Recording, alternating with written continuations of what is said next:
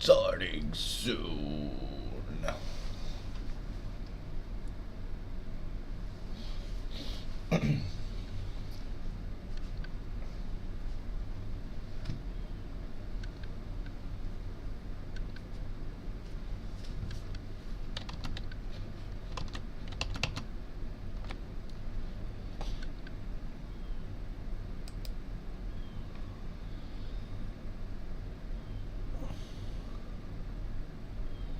Yeah, no thanks. Brekfast, I remember you.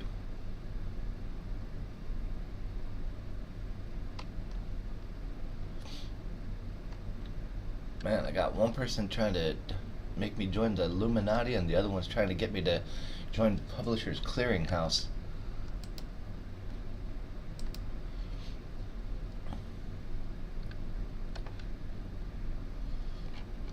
There we go. There we go. There we go. There we go. Now push refresh.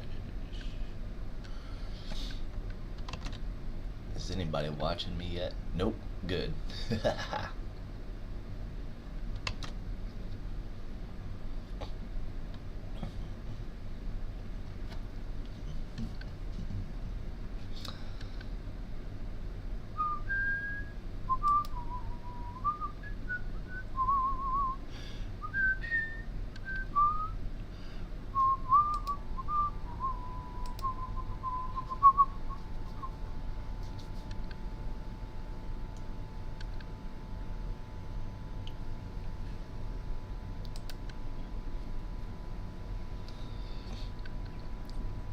Just click on the link.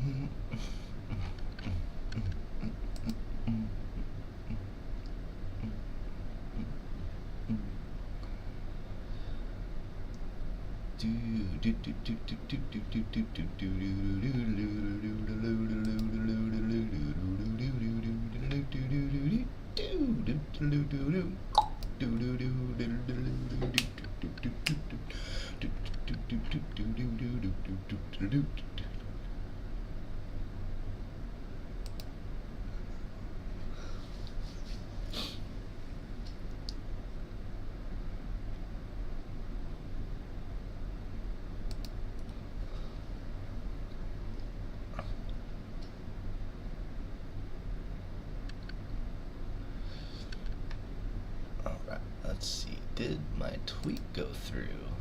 How does this work? There we go. Breakfast with Trime Taveler number 26. That's me. Okay.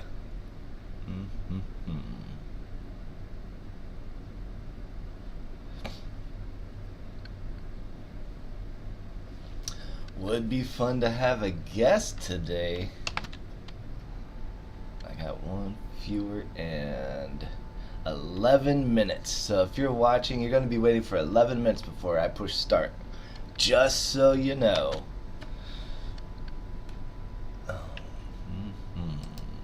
Let's see.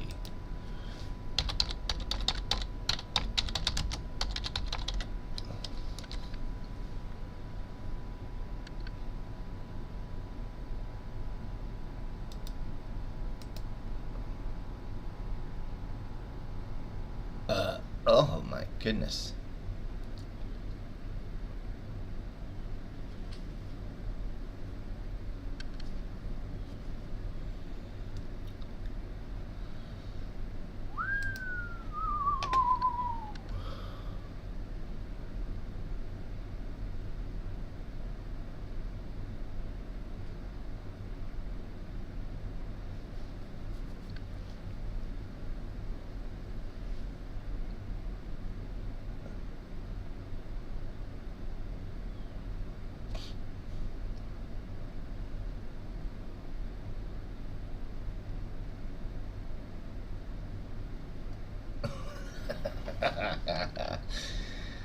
Oh man. Okay.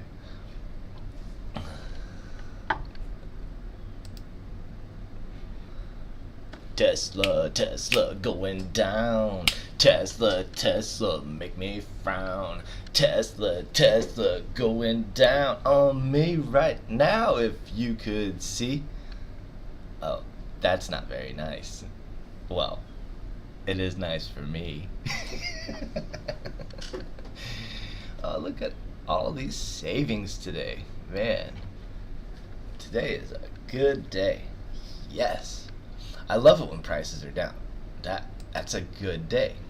I mean, unless if you're all the way invested, then you did it wrong.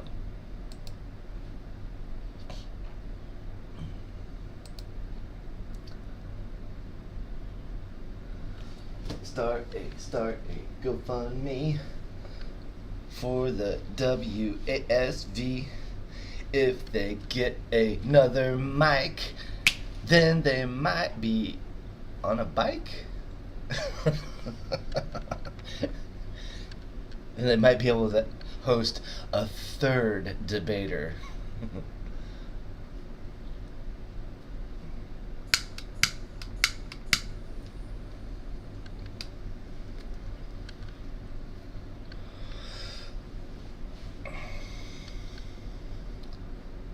I think it was Frank Zappa that said, take a really smart freak and put him in the debate and see how he does. Man. After watching the debates all these years, that's part of what made me want to I can debate better than I can run this show. Let me tell you. Like, I wish there were people on here asking me questions, because you got a question for me, I'm going to give you an answer. I'm going to be snappy about it. I'm going to be assertive about it. I'm going to be sure about it. And after I explain my position, you're probably going to agree with me, because I have studied the arts of narcissism.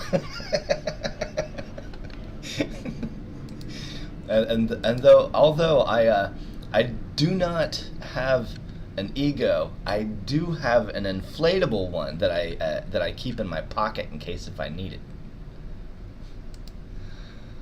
How many minutes have we got versus the amount of viewers? Okay, we got 7 minutes and 1 viewer. Viewer, you are dedicated.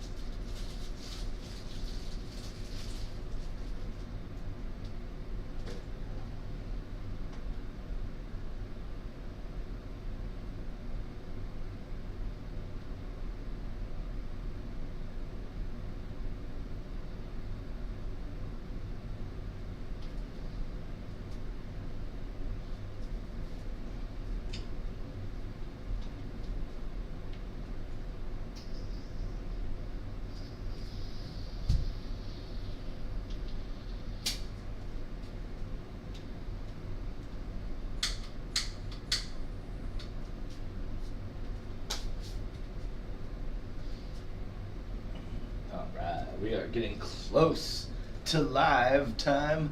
That means I gotta get my throat ready. Oh, what are my opinions of mandatory toothbrush laws such as our Lord Vermin Supreme have suggested?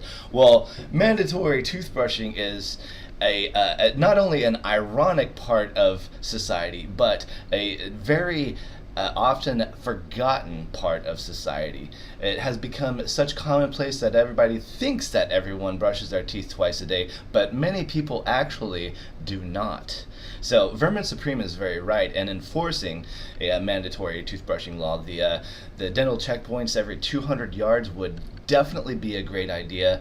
I would go one step further and make them armed with toothbrushes. Because, I mean, why have a dental checkpoint and no toothbrushes for anyone that did forget to brush?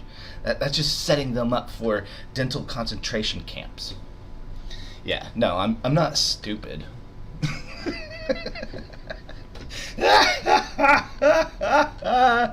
Oh, man. And we are getting very close to live. Alardians. We have the right to own assault toothbrushes. And you can use any type of toothpaste. You don't have to just use assault on your toothbrushes. You can use a toothpaste or a tooth powder. Some people like to use baking soda, which is basically just salt, right?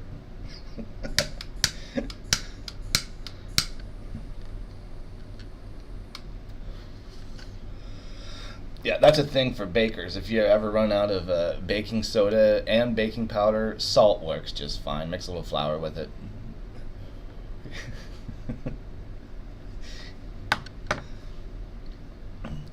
Oh man, okay, so whoever the Alardians, whoever you are that's watching and trolling me before I'm even live, do you want to be on my show?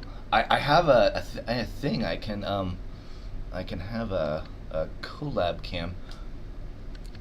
Viva Wesley on Twitter. Haha, right on. Thank you. I have a collab cam, and I've never had a guest before, and I need to practice it. So let me finish what I'm doing. I'm finishing up some really important stuff right here.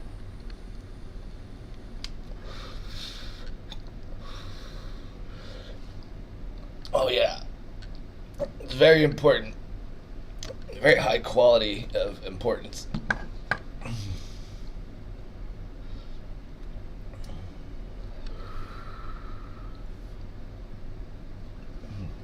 Yeah, and I may do that eventually. Usually pretty busy with work and such. I just meant, for like right exactly now.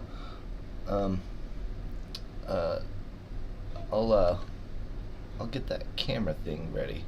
Let's see. Okay, you're gonna see me for a second. Everyone's gonna think I'm live, but I actually got 2 minutes, and we are not live yet. I'm much better looking whenever we're live. I'm just looking for that. Let's see, collab cam.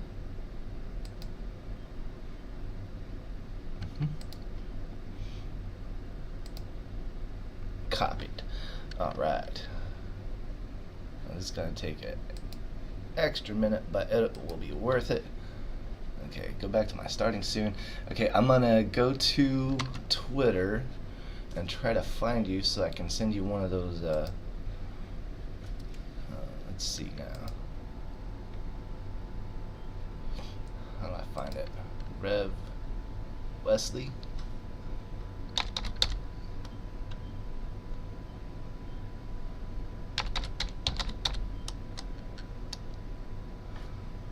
Oh man. Is it Reverend Wesley Smith? Is that you? No, that's not you. Revo Wesley. Okay, I did that wrong.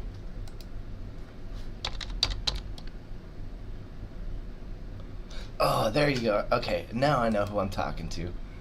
Let's see. How do you send a... Oh, here we go. Message.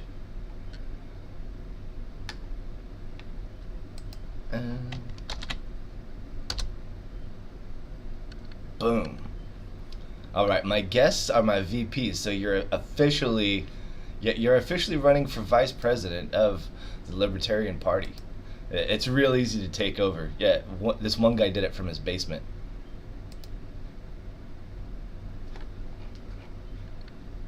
Okay, so I have sent you the link, and then you will be my first guest ever. All right, all right. I said, yeah. The link is in your. Yeah, I'm sure you're about to find it. Now let's go to my new scene and let's see if you show up.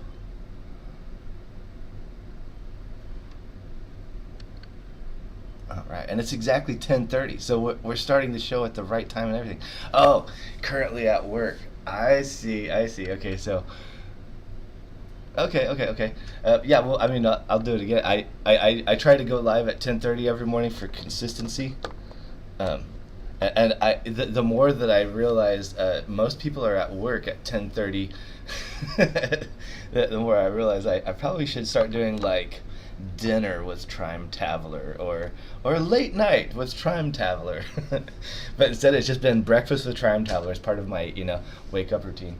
Maybe I'll do it twice a day. Just freaking stream and do nothing else but, I'll tell all my friends every night, oh, sorry guys, I gotta go do my stream.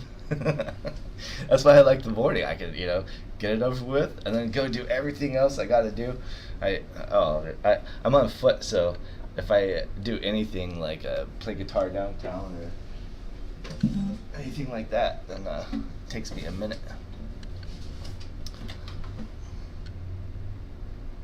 Alright, let's get started. Let's get it started. I still haven't tuned this thing. I keep forgetting to tune it. Okay.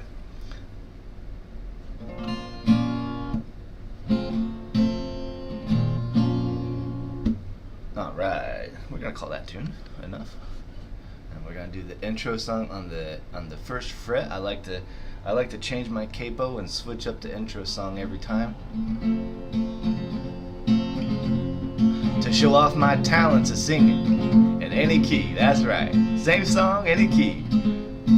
This song here is called Any Song in the World. You name it and I'll play it. This is any song in the world, oh, you name it and I'll play it good. Yep, that song is Any Song in the World.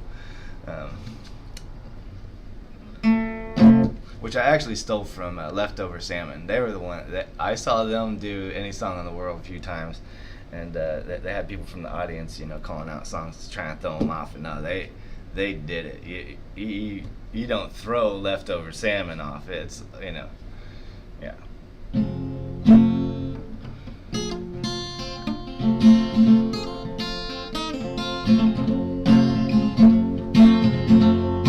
Trime Taveler, vote for him to be your president. Trime Taveler. Hit a wrong quarter two there, but it counts as an intro. Hello, I'm Trime Taveler. This is my show. Thank you all very much for coming in. Let's put a little light on my face. Does that help? So much light behind me. I had to, during the hurricane, I had to move all of my stuff from one room to the other because I lost my AC. And it was hotter in that room, and this room is bigger, so now I have more light behind me. It's kind of cool, huh? Oh man, I need to start using my chroma key again so that I can cut that out and just put some sort of a wavy, trippy stuff behind me like it used to be. Alright, so I'm back here in Trime Taveler HQ, which is, of course, an abandoned house in Florida that I took over with my Trime Taveling skills. This house has been abandoned for 5 years. I've been here for almost 10 months. The first 3 months I slept in the driveway in my car, and then the last 7 months I finally decided one day I've had enough of sleeping in the car, and so I went to the side door and it just happened to be unlocked. Right, it was very unlocked, and I opened it right up, and I walked right in. And that's how I got my house. I know a lot of other people do it other ways, like inherit it from their father or steal it from their husband. But the way that I got this one was I just kind of walked in through the side door, and then and then I saw a bunch of dead rats. Someplace where homeless people had been sleeping. There were these those little roses and the little glass sleeves that they buy for their girlfriends and stuff like that. I saw those. Someone must have had a lot of girlfriends, um, but there was only one bed. Hmm. Sometimes my assumptions are off. Anyway, um, where was I? And I cleaned it up. Oh yeah, and then I went online to the, FPL.com, and I was like, well, I wonder what it's gonna take to turn on the electric, and I did it from my phone. I signed up for electricity from my phone.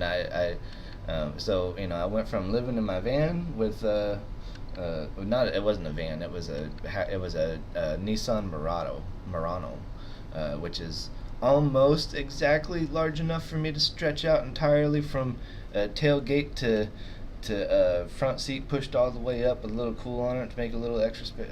I'm 6'2", so it's kind of hard to fit in a small car like in a decent size. That's a medium sized car. It's not it's definitely not a small car, but it's not a minivan. I used to live in a minivan, and I could stretch out in a minivan. Let me tell you.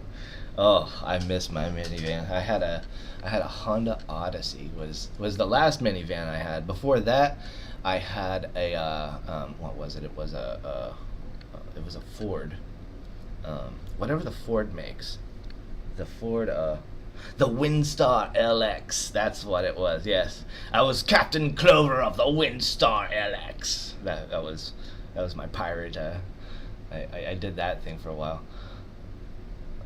So with the green screen, I don't even have my chat box on here. I need to add that source. So today we do have in our chat section a guest with us. Everyone say hello to Alardians.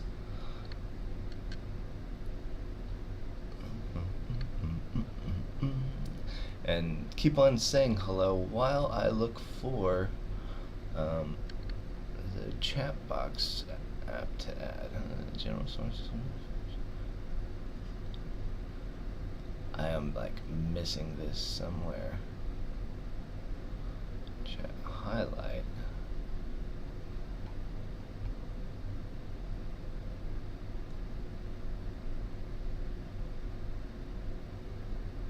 Collab cam scene.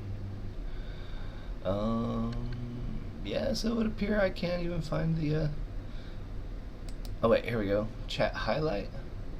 Let's see if it works.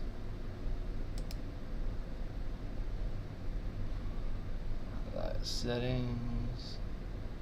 Just say done. Alright, so now we'll see what happens whenever someone sends a chat.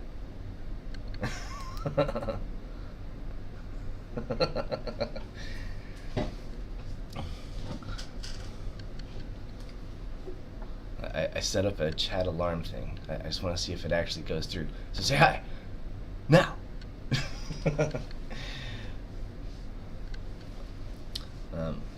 Oh yeah, so I was telling the story about how I got this. So I went online to FPL.com, and I was able to just sign up for electricity. I even accidentally used my daughter's name because the autofill, but it still has, it's like I have two accounts now, both under the same email address, and one is my daughter's name and the other one is my name, and for whatever reason I'm not able to switch this out. So if anything ever, if my 6-year-old is ever arrested for this, I just want everybody to take vengeance for her. And yeah, so yeah, that was the electric, and then I needed proof of address to get the internet, which I was able to use my electric bill to get the proof of address for the internet. And then I went to do the water, and they asked for a title, or a deed, or a lease, or a rental agreement, or any sort of a thing like that. And of course, I didn't have one because I just kind of found the house. It's like it's a little different from houses that are for sale and stuff like that. Like this one, like mushrooms, okay? Think of it this way. You can go to the grocery store and you can buy a pack of mushrooms, or you can walk out in the woods and find a bunch of mushrooms, right? So basically, that's what I did. Instead of buying a house, testing test. It looks like it still didn't go through. The chat highlights are, man, that's boring. There should be. Oh wait, what if I just push on that? There we go. Now I've got it. All right, chat box officially right there. Ha ha! I mean, technically in Florida, there's a time period where you can climb an abandoned house, I believe. Okay, so yes and no. As I moved in and I did more research on this place is owned by a nonprofit organization out of Canada that has since went defunct. Like the owner of it passed away, and then the organization has been getting dissolved or something. I don't know exactly. But they're out of Canada, and this place has been abandoned for 4 years, over 4 years, and I've been here for 10 months. So, I figure if there's something that's gonna happen, it's gonna happen really soon, because the hurricane just went through, and if they're gonna send somebody to check on it, they're gonna send it now. Because they're like, well, maybe we can get some insurance off of it or something, since nothing works in it. The central AC doesn't work, the refrigerator's broke, there's a washer in the dryer. The washer I can make work barely. Sometimes I have some really wet laundry that I have to leave in the dryer for 2 loops instead of 1. And there's no hot water. Okay, so technically there's no water, but one of my best friends in the whole world lives next door, and so I bought a splitter for his spigot, and I connected a hose to it and ran it across his backyard, and then I bought a 2-way connector, and then but a female to female connector. So I put the 2 hoses together and ran the other hose all the way up to my spigot, and then I turn them both on, and it creates pressure in the pipes just as good, just about as good as it is next door. I can take a shower and everything. The hot water heater is behind a wall that's screwed in, and I'm just afraid to look in there because I remember what this place looked like whenever I moved in, and whatever's in there I just don't want to see or deal with. I'd rather be in the wall and me breathing it than clean it out.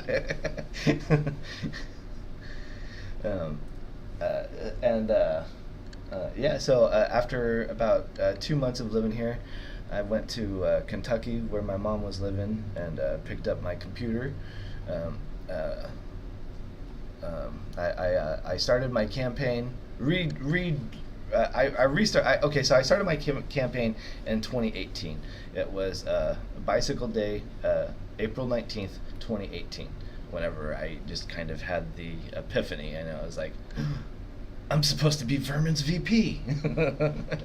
And then I basically ran away from home. I had a bunch of problems. I was going through a divorce, and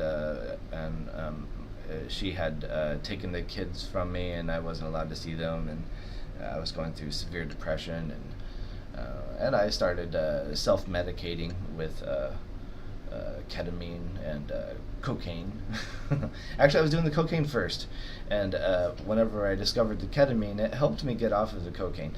I have a love-hate relationship with ketamine. It can be abused, and it can be very dangerous, and in today's world you don't know what you're buying and who you're buying it from, no matter how well those people think that they know what it is that they're selling you.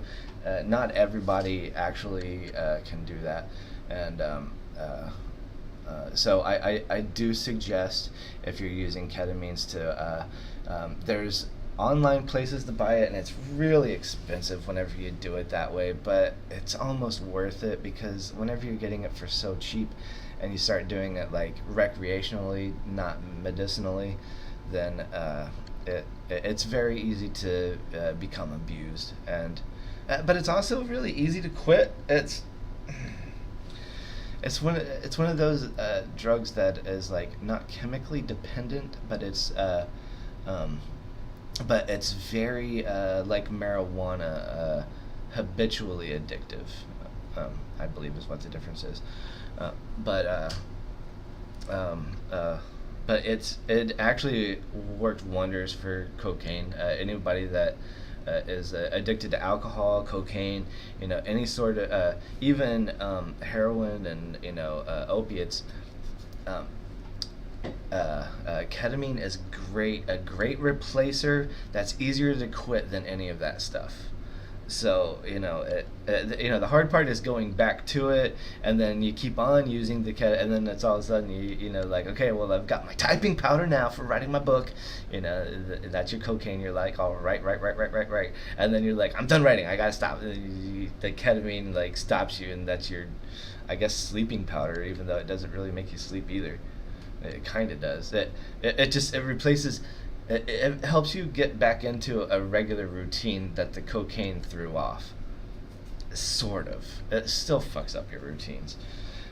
The best thing to do is just avoid all of it and deal with your depression yourself.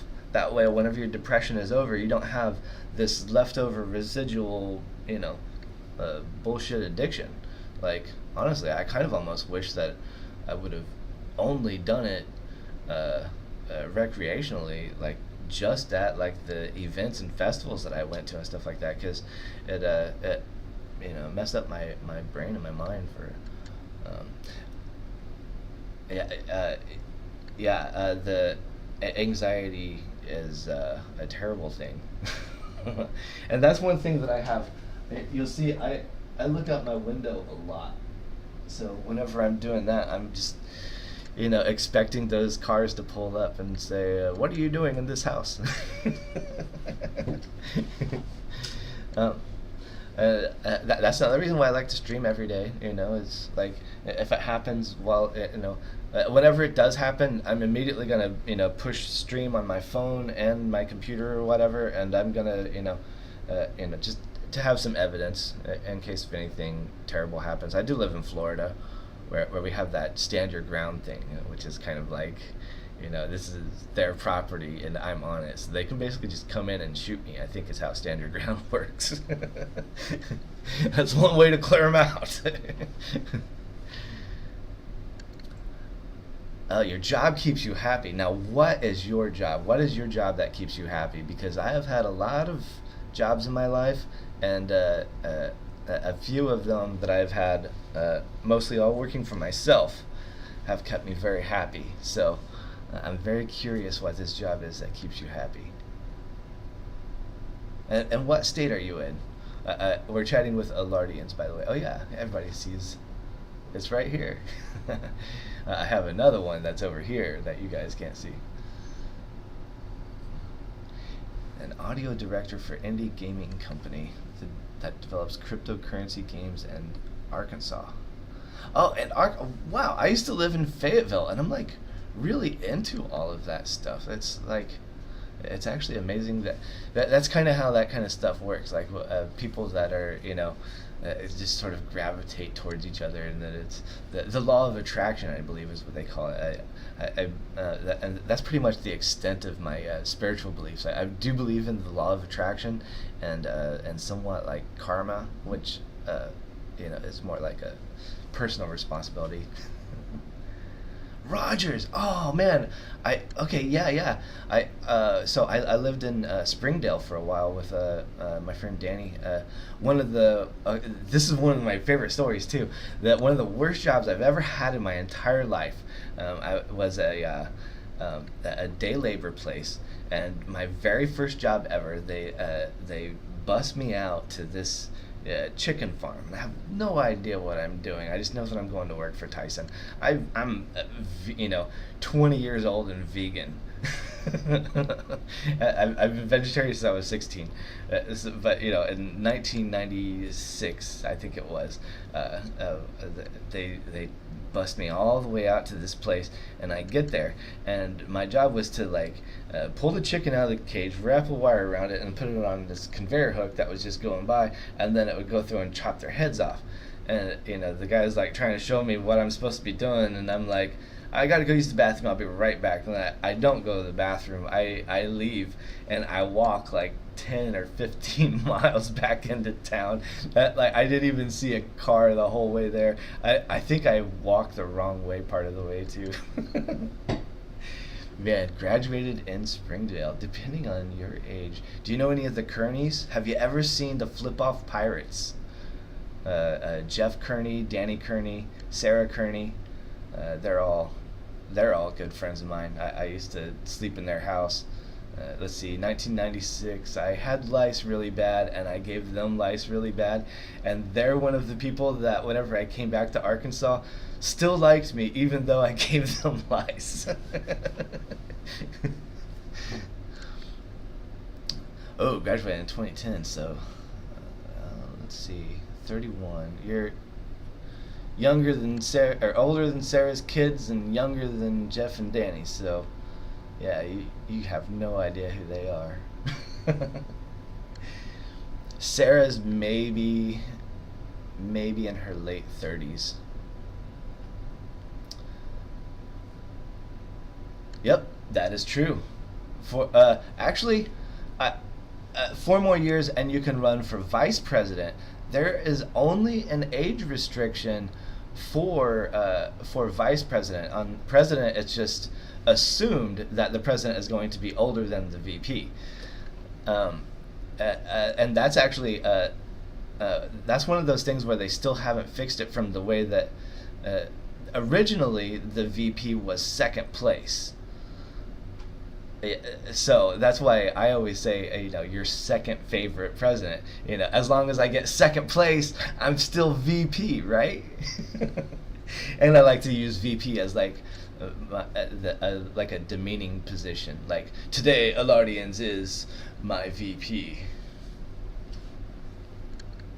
Yeah, well, I mean, you could debate me and then take my position as POTUS, and then I would become your VP. That's how it is. Either I make you my VP or you make me your VP. Yeah, that's how this debate game works. So far, I'm on top. Like, even Vermin Supreme can't beat me. We have debated publicly a couple of times. Let's see. I told him that I was a time traveler from the future, 1996, and he said, "Your clothes are from 1996," and then I said, "Yours are from the 60s."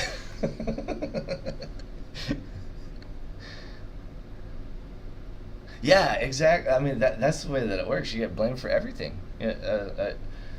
I mean, the presidential puppet. Why not choose someone that lives in an abandoned house?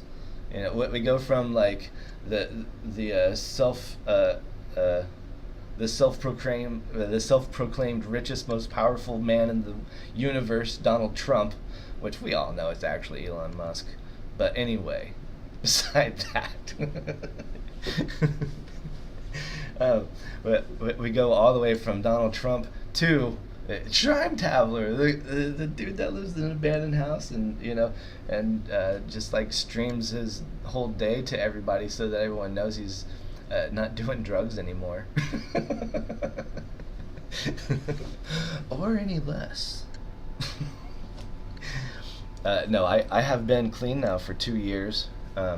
I do occasionally partake in marijuana, but that's a little different.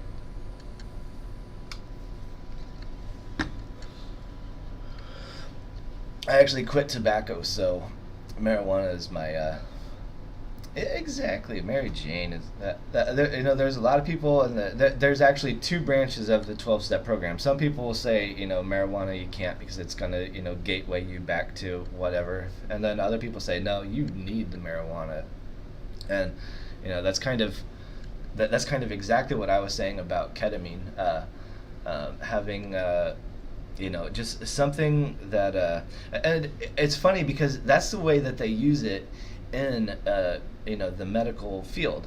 They don't use the ketamine to put you under. They use the ketamine to whenever they're bringing you back, so that you slowly come back and kind of don't freak out.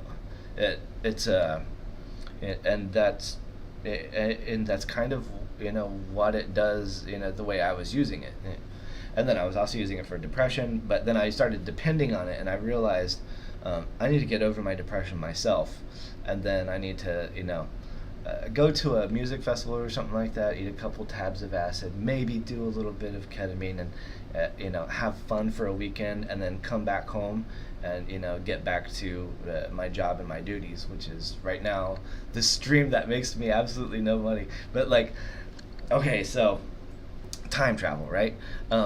I know what's going to happen. I know where to go. It's all a pattern and a path that I choose very specifically what and when to do. Like, I'm getting into character right now. 2 years ago, I left. I was working for Adam Kokesh. I was driving Adam's bus, and I left him with only $500, and that was whenever I invested. It was after COVID, and I invested my first $500 into Bitcoin right whenever Cash App started. Whenever they added Bitcoin to their wallet thing, and it was less than a week. I doubled that money, and I took it out, because I was kind of like looking at the history, and I'm like, so this goes back down now, and then it went back down, and then I put it back, and I just kept on like hitting the peaks, because it was so volatile and so obvious to me. Like, I'm really good at finding patterns and stuff like that, and I would go through like the history. Back then it was like eight years. Now it's 12 years. So I would look at like the whole 8 years of no, back then it was 12 years. Yeah. Anyway, there's a 4-year pattern that repeats, and we're at the bottom of it right now. Anyone starting with $500 could become a millionaire in the next 2 years. And people that watch me and see this transition, it's going to be a lot different than my. Okay, so I haven't even published my first book yet, which is Stock Tips for the Completely Homeless. And in that book, I started with $500 after leaving Adam Kokesh's bus, and I turned it into $45,000 at the peak, and then I spent a lot of it whenever it was at 45,000, because I knew that was the peak, and I had a lot. I have kids. I bought my son a car. I bought my Aunt Connie a car. I bought my other 3 kids. I have 4 kids with 2 wives.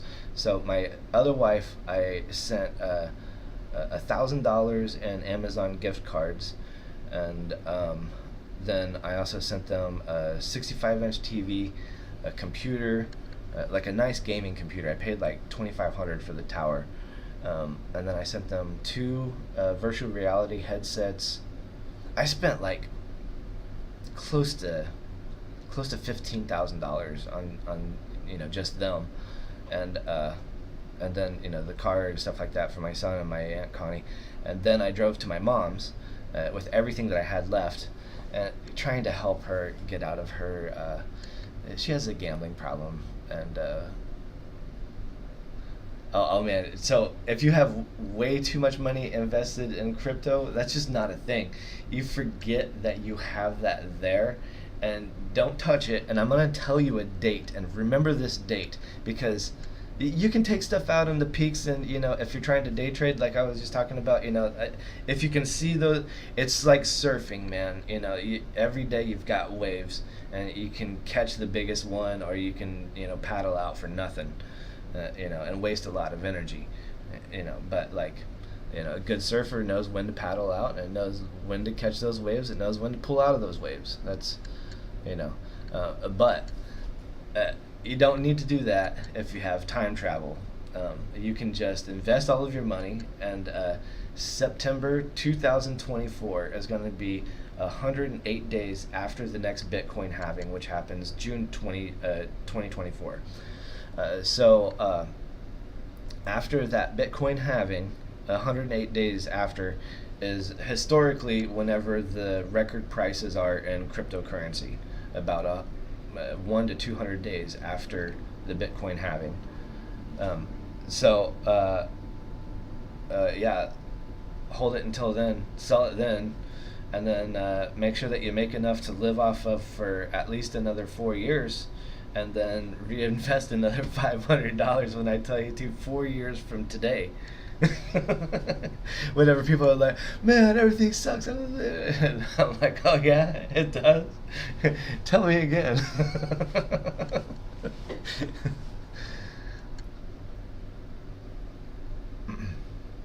Okay. Oh yeah, I do have special guests on the show. Today with me, I have a good friend of mine who comes in every single day. He owns a space rocket place just south of me. I live in Melbourne, Florida, and he spends a lot of time in what we call the Cape Canaveral. There's a little space center thing that he works at there. This is Elon Musk. Hey, Trime Taveler, blah, blah, blah. Thanks for having me back on your show. Man, how about all that cryptocurrency stuff going on, huh? Oh, I bought Twitter yesterday. Anyway, I wanted to mention about the LP hack the other day. Remember how you, like, called exactly when it was going to be, like, working again to the hour? How did you do that? Oh, Elon, you should know. A musician never reveals his secrets.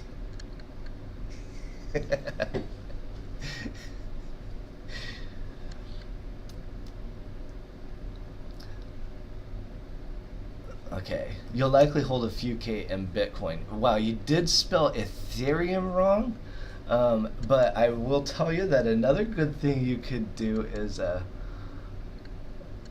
oh wait, you guys have your own currency, which is where you, yeah, dude, yeah. So that actually makes more. Yeah, you have it there. I thought you were about to say your whole. Okay, I thought you were saying that's where it's all gonna be is Bitcoin. So I was like, you spelled Ethereum wrong. I have some staked in Kava coin right now at 25% APY, and I mean, I have $200 to my name right now. I have $200 to my name, and I have 6 Litecoin mines. Actually, they're the mini Doge gold shells. I have 6 of those running for whatever reason. I'm pretty sure the electric is more than what they're pumping out right now, and then I play my guitar downtown, and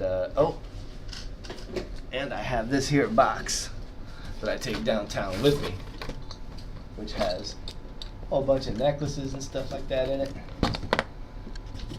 that I tie myself, and then I hold this out. Running for president, $5 bracelets. TrimeTaveler2024.com. And I actually made this box and have been doing this since before I even had my computer. I built my website originally on my phone while living in my car. I was like, fuck this, I run up for president again.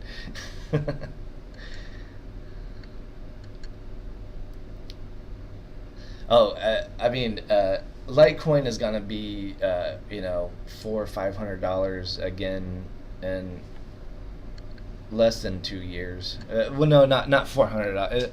It'll be $200 in probably less than 18 months. We'll start seeing like some actual activity.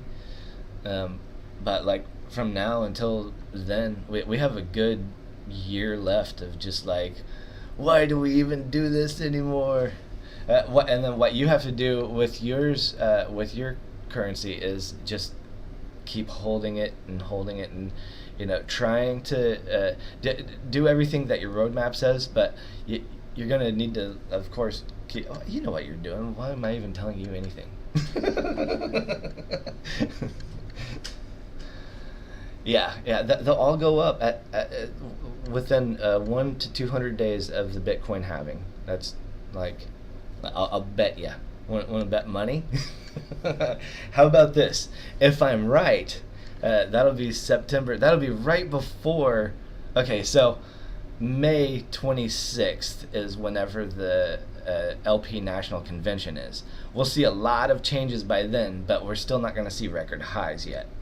Um, but so by May, if it's good enough, then you have to give me a donation to my campaign, and that. But until then, I don't need anything. I'm telling people I'm the only candidate that tells you to invest your own money and pay me later, whenever your money's worth more.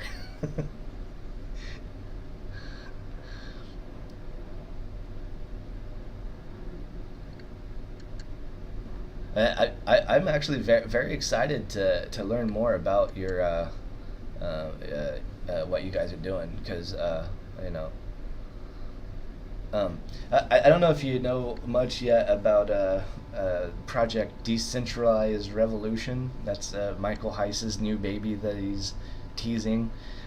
He's got some sort of a cryptocurrency that he's, gonna buy early and then try and get everyone in the Libertarian Party to pump. And I want to do something like that, but I wanted to do it without buying early. Like I just want to like make it and create it and say here you go, and not even buy any. Just be like, here you go, this is for you guys. But originally, my original one was so I'm a Grateful Dead head. I've been going to Grateful Dead shows for a long time, been on a lot and stuff like that. And Bitcoin was originally kind of made for transferring drugs around and stuff like that. I thought about making a what we call Shakedown Street, is like the vending area where people, at the end of the show, everyone sets up and sells their grilled cheese or their weed or mushrooms or whatever they have. And I thought it'd be cool to create like a shakedown coin, and shakedown street coin or something like that. There was some other, there's also don't you let that deal go down. So I thought it would be like a dealer coin, but then that, which also kind of matches with poker and stuff like that. But yeah, that was my original idea, was to make something.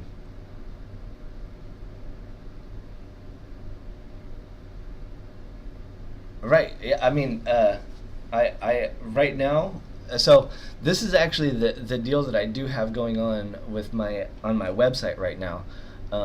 If you donate up to $250 or whatever, and leave a Doge wallet address and the notes, then I will basically reimburse all of it that you send in cash to you in Doge for you for the customer to hold, and then every $250 donation goes towards my FEC total. So there is actually a thing going on where I probably should be trying to raise some money, but yeah, once I get qualified $5,000 worth of donations from 20 states, and it all has to be qualified donors, like with their name and address, and they have to be legal voters, legal residents, stuff like that. But up to $250. Everything above that doesn't go toward. They can donate more, but that 250 goes towards the FEC total. And once I reach that $100,000, they match it, like immediately match it, $100,000. So if I can figure out a way to get to that 100,000 and then have 100,000, it would be like that I could that would definitely help my campaign go from an abandoned house to like a nice little RV kind of thing, and a bucket of money that I could put in the gas tank. Or what would be really cool would be they have the Tesla semi truck. It would be so amazing to make like a big like solar powered RV, an electric. So an electric semi with like solar panels on the like build an RV that's all solar paneled up, have like awnings and stuff like that I put out whenever I stop and stuff like that to help charge it, and it probably won't charge it completely, but it'll help it a little bit. It would probably be one of those things where I'd have to like park it for 20 days to fully charge it before I could drive it again, which that would be fun too. Just like go someplace in Colorado and yeah. But those are dreams. Those are dreams. Right now, I push the shopping cart to the grocery store and I fill it up, and then I come back home. And I save money at the grocery store by going through the back entrance. They instead of going into the front and paying for the food, I just go around to the back and I jump in the dumpster and I tear open the bags, and I fill up the shopping cart and I bring it back. And so for someone that dumpster dives, I actually do have a very strict regimen, like a very strict diet. I am mostly vegan. Anything that I get out of the dumpster has to be vegan. I am mostly gluten free, and I try not to eat sugar, and I try to use as little oil as possible. And I also have stomach issues with tomatoes, so I try not to eat too much tomatoes. Every now and then, I will eat a slice of pizza, and it has cheese and tomato and gluten. So that's why I can't say I'm vegan and gluten free. But once in a while downtown, I'll Speaking of, okay, let's see. What other guests do I have in store for us today?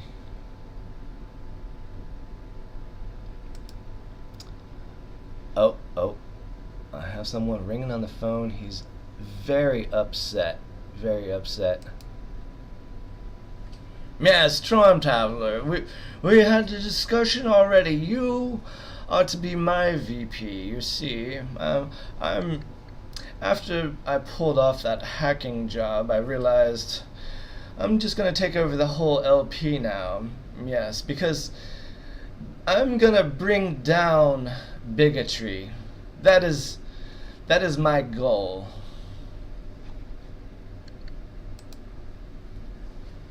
Yeah, Peter, and very noble goal indeed, and I support you. And you're right. I am still your VP. You have beaten me, Peter, but this is my show and it's my rules. So today, Alardians is my VP, and you be careful, or else I'll make you my VP next.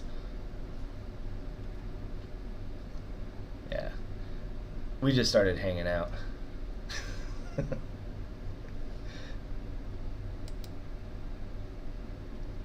You're right, it is your show, it's your rules, but as we all know, I could easily hack it with my international group of transsexual transvestite hackers from outer space.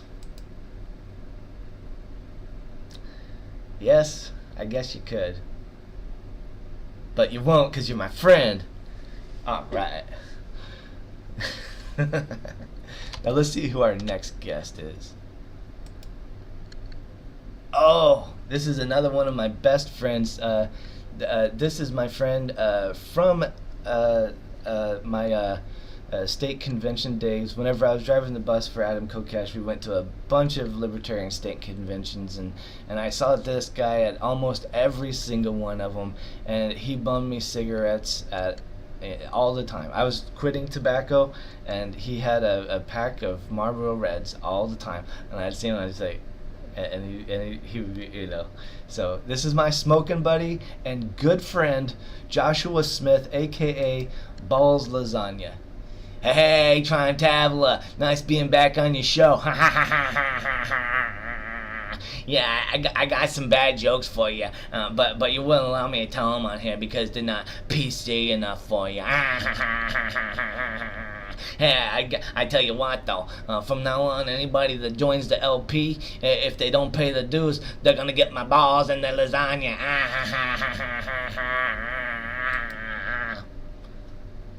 Yeah. Thanks for coming in again, Josh.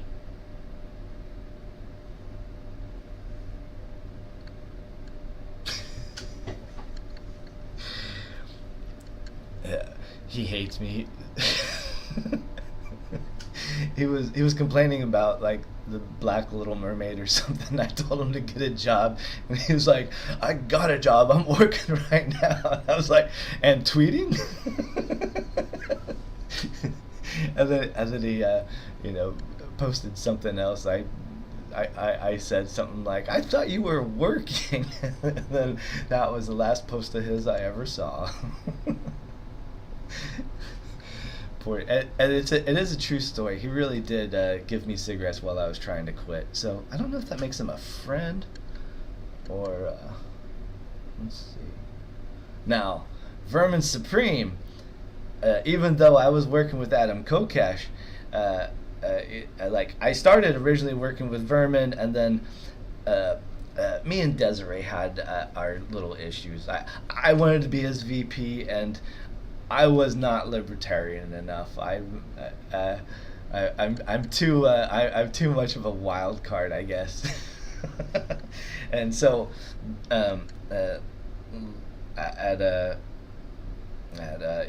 one time they eventually chose Spike Cohen to be his VP, and so whenever Vermin lost and then Spike won, I threw a fit. I was like, "What?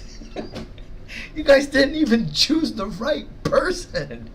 I mean, like, put anyone else as the VP, and let Vermin be that's how they're going to get 10%. But instead, they had the person that was 5th place in the first round of ranked voting, and that's just because of stubborn people. I also blame Adam Kokesh, and I don't even care. He's my friend, and I've apologized to him since then and stuff like that. But this is what happened. I worked for Adam. Whenever I left, he was low on campaign funds and stuff like that because COVID happened and just everything was canceled, and he had all of these like fundraisers like planned, after that, and it was like done. So, I was like, well, here's the deal, and this was the deal from the very beginning. Oh yeah, Spike Cohen is boring now. He thinks that he has a mob that he controls, and half of his likes are paid likes that come from bots. Like, seriously, if you go through and you check out, never mind. Beyond, where was I? Oh yeah, Adam Kokesh story. So my deal with Adam was, if he was voted out in the ranked voting, then he would have his people, in his Telegram, tell them to support Vermin, and then whenever it happened, he didn't do it, and it really upset me, and I revealed some stuff and said some stuff that I shouldn't have, that was probably really embarrassing to him, and I feel really bad about it, and I shouldn't have done it. So, yeah. So I have learned from my mistakes. Like I said, I'm still friends with Adam, and the stuff that happened, it was nothing that he did. It was something that someone else did on his team, and I revealed them, and it was unfair to him. So this is my official public apology. But I still communicate with Vermin. I know some of the stuff that he's doing right now. I'm not allowed to talk about some of it. I do know that he is going to be attending some of the libertarian debates, and I look forward to that because, before I was running for VP, now that I know how it works, Adam showed me how it works. What happens is, you run for president, and then whenever you lose, you enter the debate that night, the VP debate, and then you run for VP the next day also. And that's what Adam did. I got to do what my teacher did, and that is the right way to run for VP in the Libertarian Party. Yes, that's not what Spike did, but Spike had the Mises Caucus on his side, which were meddling in the whole thing from the start. Like, I think that they wanted Jo Jorgensen to win because they knew she didn't have a Facebook presence. They knew that she didn't have a Twitter account or an Instagram or any Facebook groups or even a website. She didn't even have a website. Like, I think that they wanted her to basically crash the party. I really do believe that they are MAGA folks, and I believe that they were trying to prevent the party from taking any votes away from Donald Trump. And I think that the Mises Caucus made all of their plans assuming that Donald Trump was going to win a second term, and then they were going to try to scoop in all of these MAGA people before, because no one that's going to run after Donald Trump is going to win. There's no one that's going to be as popular as Donald Trump. Romney, nope. McCain, he's dead.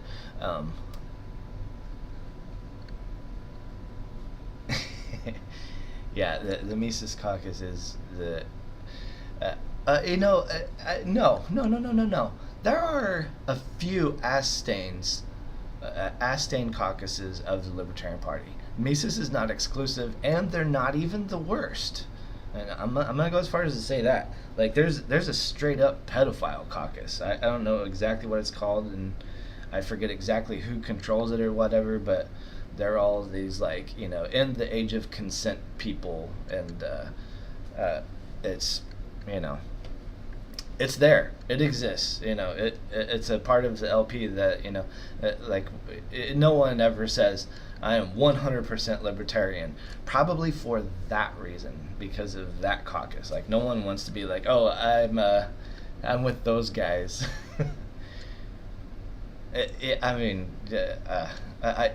I don't believe in the death penalty, but maybe just their arms.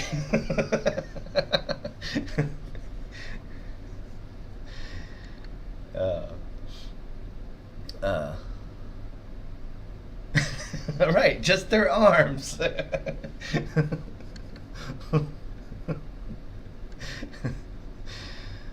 Oh man, so one of my ideas for capital punishment was release all of the nonviolent criminals, right? We're just gonna let them go, and then all the violent ones, those are gonna be our gladiators.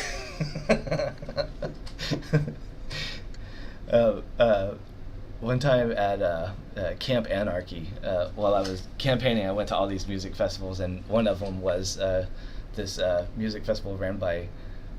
I'm hearing it. And I'm also telling the music festival story. Camp Anarchy, the security team all had one wheels, and I was riding on my one wheel. Oh, keep going, because this sounds a lot like my idea. Anyway, so we're all on our one wheels riding around, right? And I become honorary security. I'm working for a vendor at the festival, so I have backstage anyway and stuff like that. And I'm riding my one wheel everywhere that they are. And eventually one night we're riding our one wheels around, and we decide that we're gonna start jousting on one wheels. And we don't have poles or sticks or anything like that. We just go full speed at each other and crash. And there was a lot of beer involved, and I don't drink alcohol, but I did that night, and I was the second one to do it. The first two did it, one on my one wheel and one on theirs, and it looked like so much fun that I knew I wanted to do it. And I was up at, I'm a big guy, and so like this other big guy got up against me. I was like, oh no, I want a little guy, but I got a big guy, and we like just straight up smashed into each other, and people were like. And then from that moment on, it was a thing, It was like, I'll go high, you go low, and it's like, okay, and then it's like, and that one high and one low was like like you would see someone fly and twist in the air. It was great, but like straight into it was I could have died. Okay, back to the island. Hear me out. We take all the pedophiles, put them on an island. Any illegal immigrant that wants to get residency or citizenship can go there and fight pedophiles for their citizenship. Okay, now, jousting led to an island idea. Our idea was we would have, all the violent criminals on an island, and they would, compete in these contests and stuff like that for freedom. Like, they not only got freedom, they also, and then also anyone who made over $2 million had to either forfeit everything over, I think if they forfeited it, they could keep $4 million, but if they forfeited it, anything over $4 million, they would donate to basically getting rid of our national debt and our whole society and everything. So, all these billionaires and stuff like that would end up having to compete on this island, and the ones that won got their money back, and then the ones that didn't had to start over with, with $2 million or something like that. So that would be, oh man, we could just start our own satellite channel where we have these islands, one aliens versus predators, billionaires versus themselves. I say we just put all the billionaires on the island with themselves, make it like a survivalist thing, because we don't really want to kill them off, because some of them are kind of necessary. Necessary.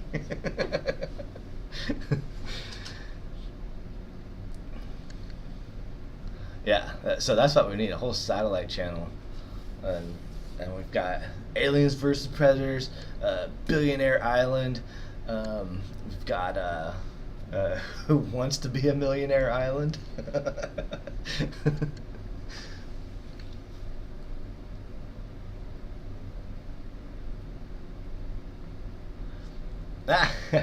Oh man, he revealed the Optimus the other day, and of course, he comes on my show every day, so he and I are friends, and so I told him to name his robot Optimus because I am Trime Taveler, and then whenever I finally do get my Optimus, it'll be Optimus Trime.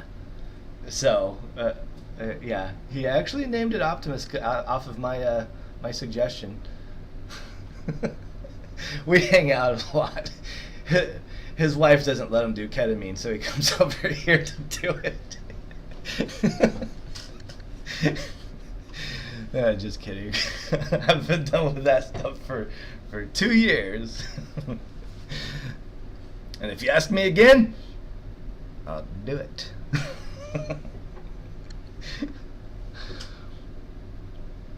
I'm excited for robot eyes because I am legitimately losing my vision. For me to read, I have to... Yeah, right there. I have a certain spot where I can read the words on the screen. Like, I'm not doing drugs, but I'm not a square either.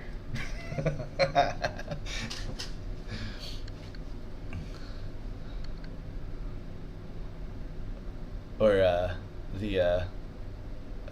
what's his name? The one dude. I used to do drugs.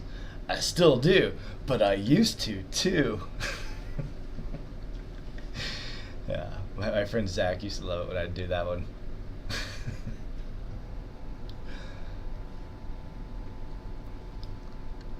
Yeah, I went to a bunch of music festivals though. Okay, so there was Camp Anarchy. I kicked off everything at this one called Tipper and Friends, which was the EDM thing.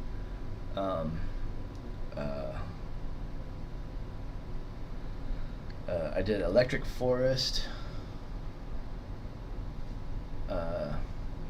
OBJ, Orange Blossom Jamboree, Halloween, EDC, Electric Daisy Carnival. I did the one in Orlando twice and the one in Vegas twice. And I had a job working in Vegas for a crystal store. That was another one of those like jobs where like I just kind of donate my time for living quarters and food. That's how I prefer it. I would rather like not have any bills and just like be someone's butler than have to like deal with like right now I know I owe a deposit on my electric bill and they haven't turned my electric off because of the hurricane. But pretty soon they're gonna be like, okay, it's been long enough. You need to pay that deposit, and I'm just upset that they're making me pay a deposit. It's like, come on. Let me have my free house for free. Now, there are definitely a lot of libertarians that will call me a communist, but I went through the proper procedures of finding my free house. Being a bum doesn't mean that you have to not be a good bum. Not all bums are as good at it as I am. You can go to if you have a friend that's a realtor or something, they can pull up the list. But your local county records offices have records of houses that have defaulted on their property taxes, and then as long as they haven't also defaulted on a bank loan, if it's a house that's actually owned, like someone's uncle's house, and he stopped paying or it passed away and people forgot that he even owned it or something like that, then it defaults on its taxes, and eventually the city takes it over, and then it goes into forfeiture, and then it goes into auction. But if you can find the house and move into it, then you can not only prevent the bank from buying it, you can also maybe save somebody's dead uncle some sort of a fine or something like that. And then after you move in, you have to pay the property taxes. After you've paid the property taxes for 7 years, it's 7 years in Florida to get a house by eminent domain. So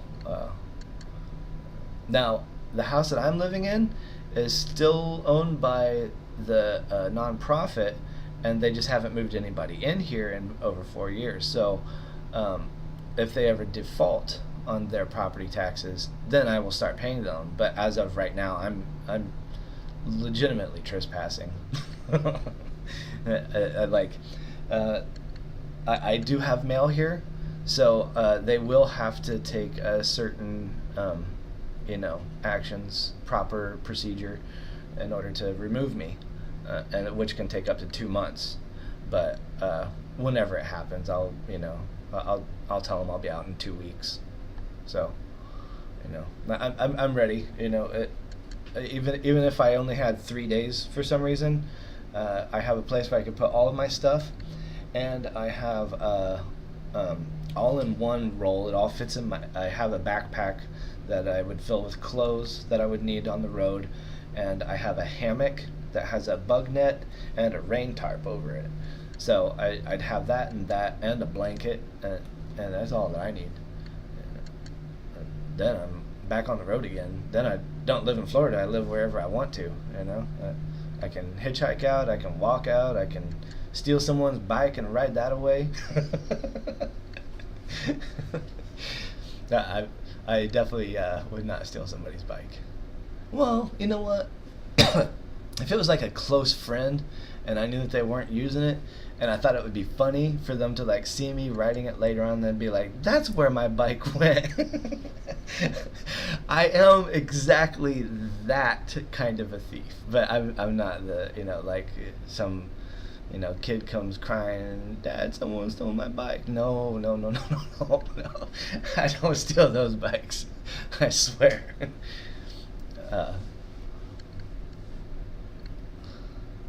Alright, so this is a long breakfast with Trime Taveler. I haven't even done my stock report yet. Let's go to our talking scene. Let's see who we got with it. Oh, we still got Balls Lasagna in with us. Hey, Balls! Hey, Trime Taveler! Let's do our stock reports for the day. Hey, look, there's a famous video. Okay, as we know, yesterday Elon Musk bought Twitter, and the Tesla shareholders are showing their disgust in that purchase, by revolting in another 6.25% drop. That's in 2 days. The second day straight. Oh, wait, no. Yesterday we had a little bit. So this is our third day, but on Monday we had quite a dip as well. I bought my Tesla. I bought $2 worth a few months ago, and it was at its highest $2.43, and it is now the lowest it has been since I bought it, $1.87, which tells me there's something big about to happen in Tesla, and this stock is going to go up.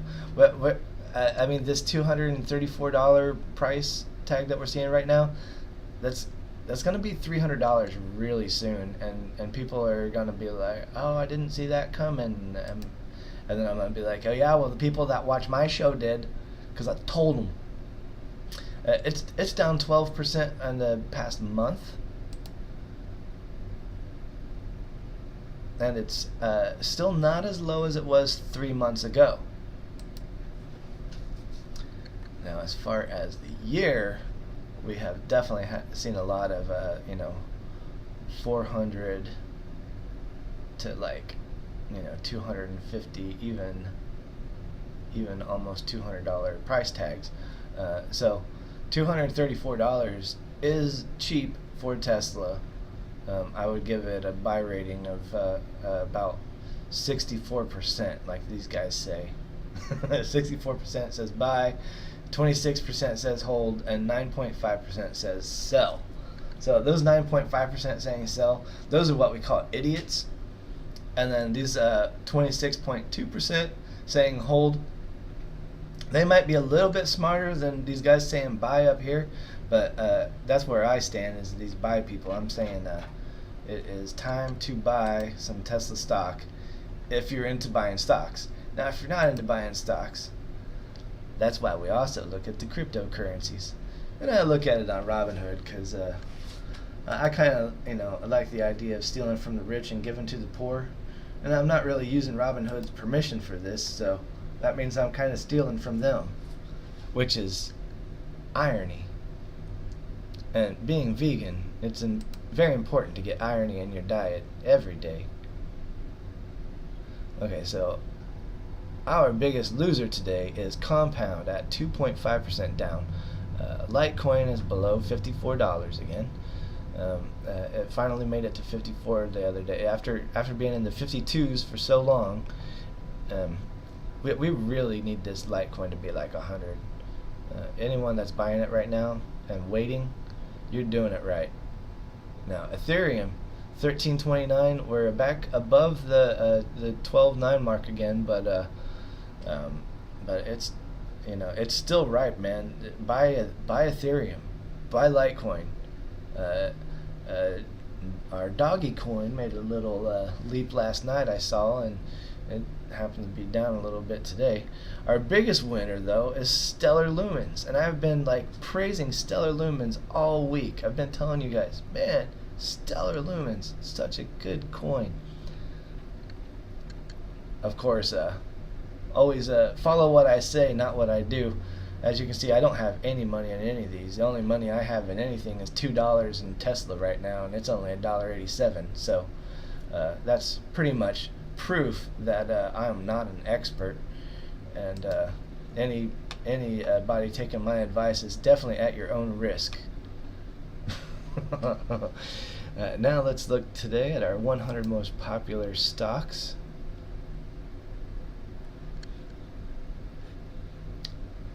Ba-dum-bum, ba-dum-bum, ba-dum-bum-bum, ba-dum-bum. Our number one loser today is Clover Health Systems. Now, this is funny because one of my nicknames, if for any of you that's watching it actually knows me that well, is Clover. I've been going by Clover since 1996. Whenever I met time travelers that I picked four-leaf clovers for, that said, "We should call you Clover," and then they all laughed at each other, and then that's what they called me, and that's what I told people to call me from then on, and so I am Clover, and I am losing big right now, which means you should probably buy into Clover Health Systems. Plug Power, that's an EV company. AMC Entertainment. That's another meme stock. It's down 8.4% right now at 7.17 at $7.17. It was $45 at the height of its heightness, and at that time before it was down to like $1.50, between $1.50 and $3. So it is still double what it was at its bottom. But this is a really low price for AMC. I would definitely expect them to be having possibly some sort of a comeback just because of the community. So that might be a good investment right now, but only one way to find out, and that's to take that risk.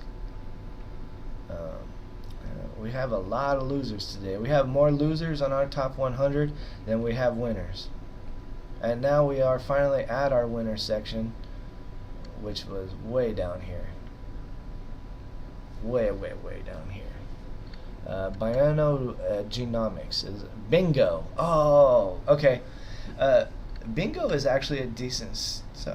I mean, I haven't been watching stocks in a while, and I just kind of started again. But I used to buy some bingo.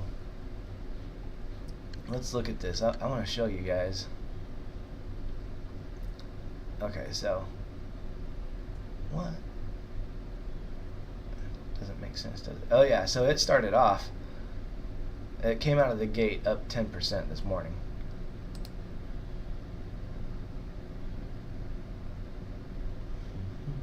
It's up 12% for the week. Down 8% for the month. It's making its comeback. It was $2.54, so anything under $2.54 is, lower than the highest average for the month. It's up 59% in the past 3 months with a peak of $3.60. So $3.60 is what the price to beat. In 1 year, it has definitely been above $3.60. We have seen a high price of $6.12, and in 5 years, it's not even 5 years old. But our peak is 1357, February 12th, 2021. And the significance of that date is that is about a year after the COVIDs happened. So look at this, November 13th. There's COVID, and then that's whenever I first started buying stuff, right? So I probably bought my first bingo around then, and then all of a sudden, bingo's right here, a year later. Do I have records of my bingo sales? There we go. I bought $23 on March 29th and sold it for $30 on April 16th. It looks like that's my history. Oh wait, no, I have more.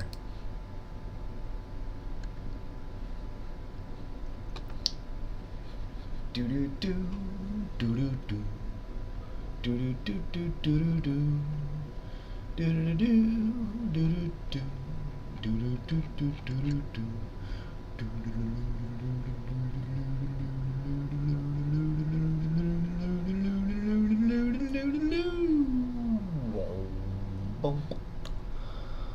Let me buy, let me sell, let me buy.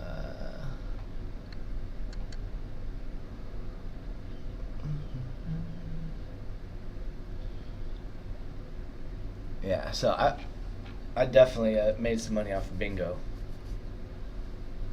Look at that right there. I sold 289 shares for 17.34.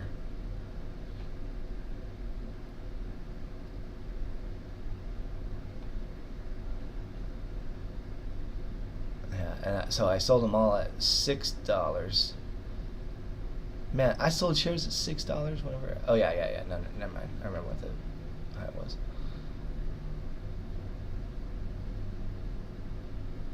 And then I ended up buying just like a couple dollars at a time so I ended up selling a whole bunch of it at $6 whenever I should have held it to at least 8.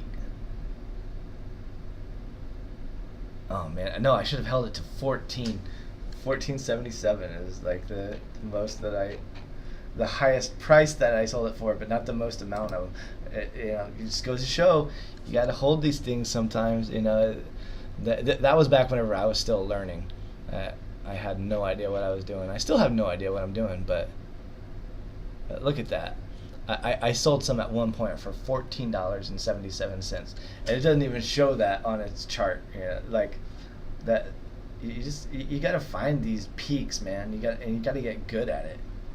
So if you don't, then you might as well just get a regular job or something. I guess, I don't know. I don't do that either. Someone else tell me how that works out.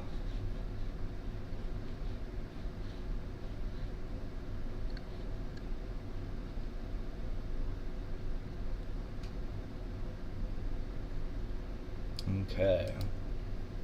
Now we're looking at our daily movers, so we're going to see our biggest loser and biggest winner of the day all across the board. All across the board in Robinhood land. China Eventbrite IHD Pacific Limited has been losing consistently every day for so long, and it still keeps on showing that price of $5.53 per share and that market cap of 932.27 million. So I don't actually know what's going on there. It seems almost like Robinhood has something weird going on with their system, which I couldn't imagine that ever happening. We've got a lot of big losers today. Some of these over 15% down might be good investments. Zenj Mining Group Limited. Mining operations are good investments at the right times.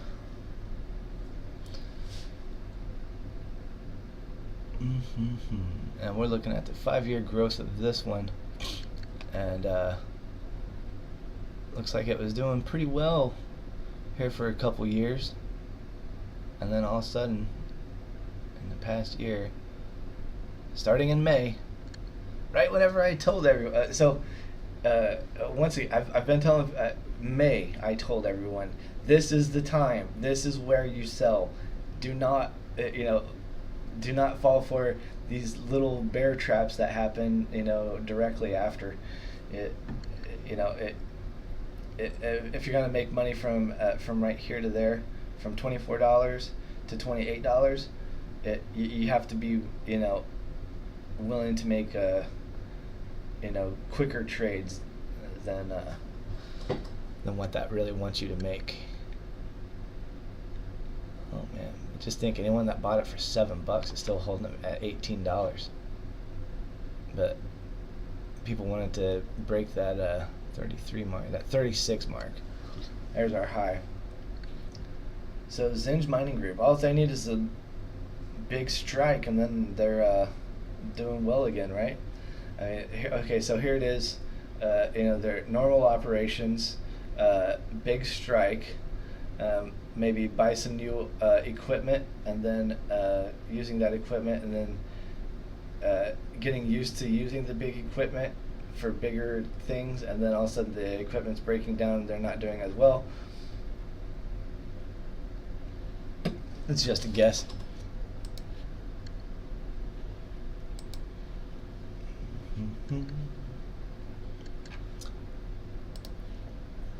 But that's kind of boring. Let's not look at the losers anymore. Let's look at today's biggest winner.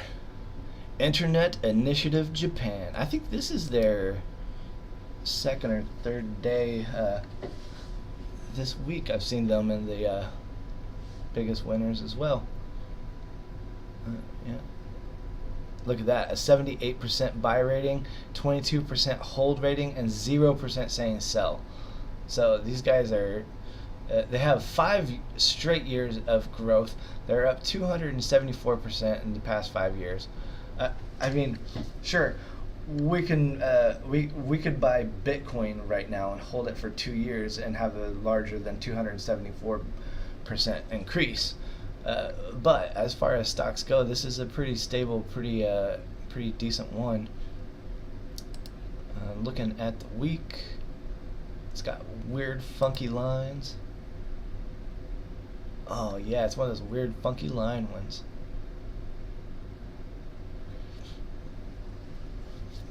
Let's read about it.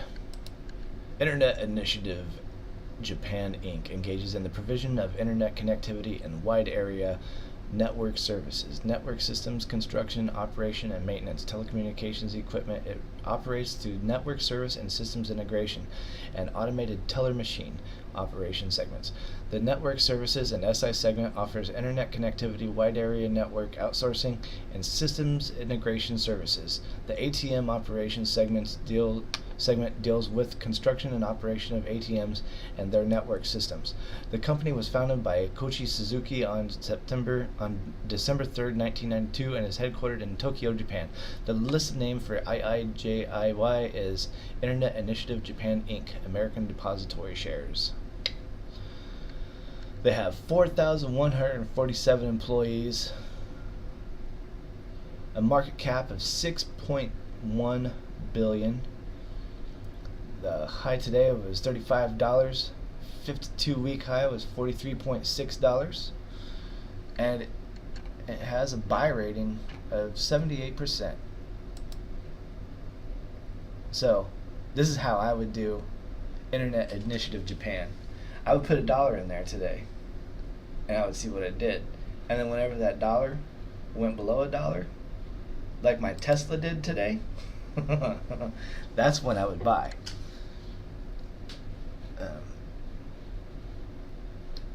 Yeah, today's best deal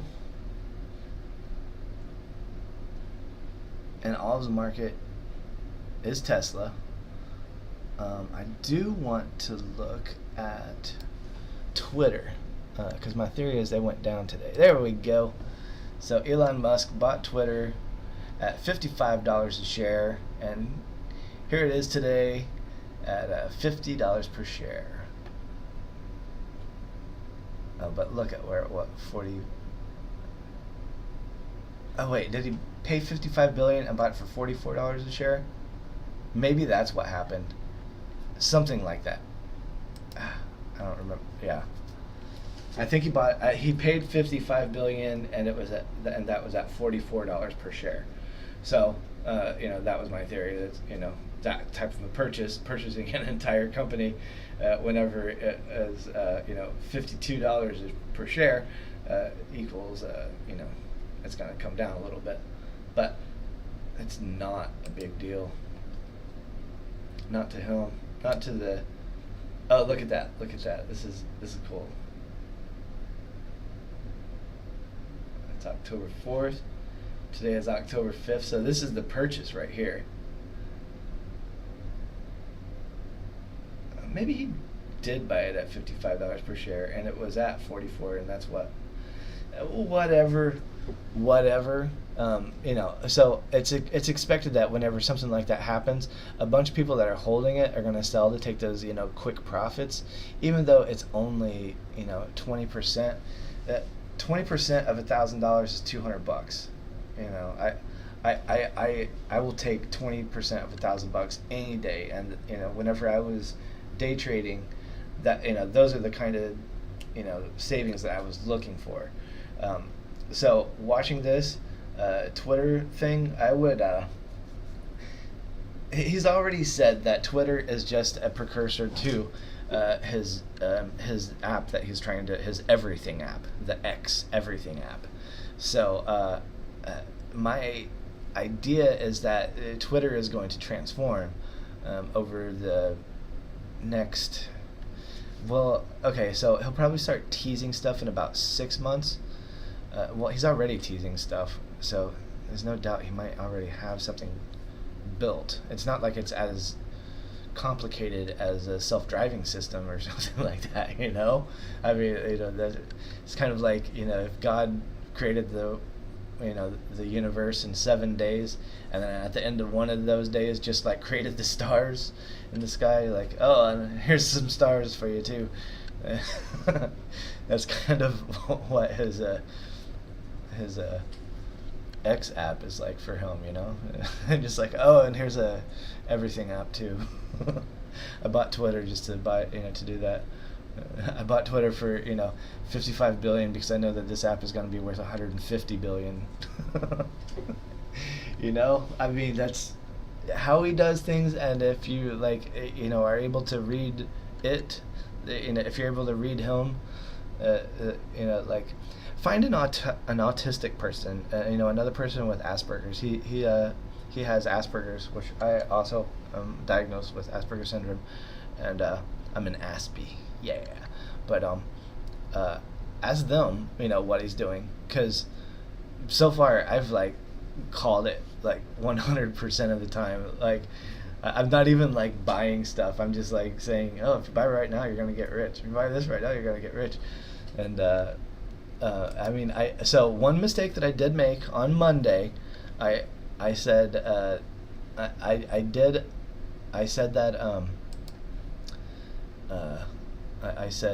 because of the way that AI Day 2 went, the Tesla stock was going to go down, and it was going to be a good time to buy it. Well, it did go down. It went down below $2 my $2 went down below $2 for the first time since I bought it. And it went down to $1.95, I think was the low, maybe even 94. So today, seeing at $1.88, it's an even better time. If you bought some the other day at $1.94, and now you're seeing it at $1.88, if you got a few extra bucks to spend, that's the time to buy it.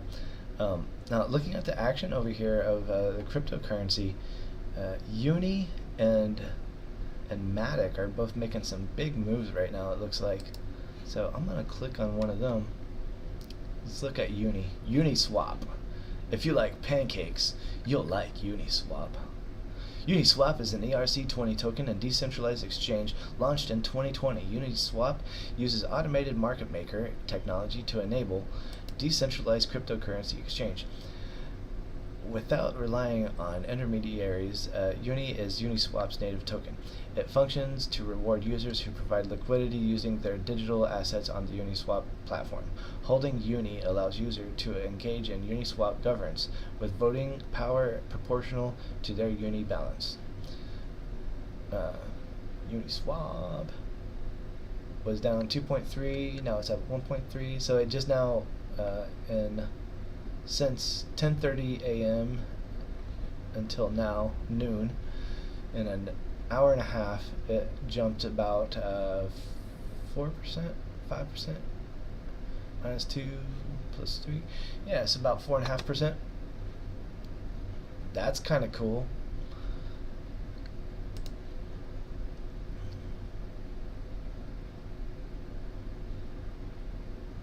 I mean, you don't see too many real. Oh, here's a good one though.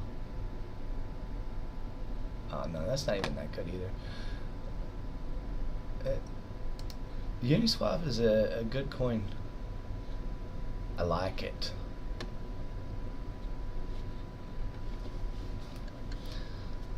Nestle commits $1 billion to saving coffee from the climate crisis as trouble brews for Java crops. Nestle. Nestle are one of the people that are trying to privatize water sources. That is a very, very, very, very, very bad thing, allowing corporate entities to control our water, our fresh water sources.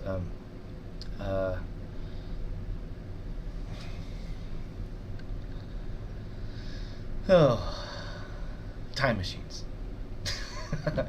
Get one and go check it out. See what happens and the future of water privatization. I've already seen that movie. You ever seen Waterworld? That's how you get Waterworld.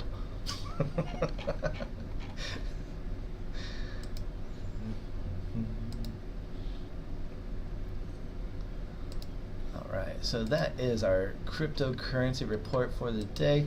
Let's take a look at the LP 2020 Delegates Uncensored Unmoderated group. There are 1,000 delegates in the Libertarian Party, and this private group has 969 members. I don't know how okay it is to just scroll through this stuff, but I'm doing it anyway. There's my thing. Oh, that's not even it. I like it because it's like it says, uncensored, unmoderated. So there's people in here that are that are part of the takeover, and then there's people that are upset about the takeover, and there's nobody that's kicking one side or the other out. So I find it's one of my favorite sources of So why are Dave and Joshua Smith spewing out pro-war garbage? When World War III starts, everyone with a Ukraine thing in their bio should be drafted. Ha ha ha. Wow, that's you, balls lasagna. Yeah. You see, my thing is, I think that anybody that supports the Ukraine are definitely not one with the MAGA crowd. Oh yeah, you're right, Josh. And then Dave Smith has to chime in. Iraq doesn't have WMDs. It's just a Saddam talking point. Come on, man. So now they're yeah.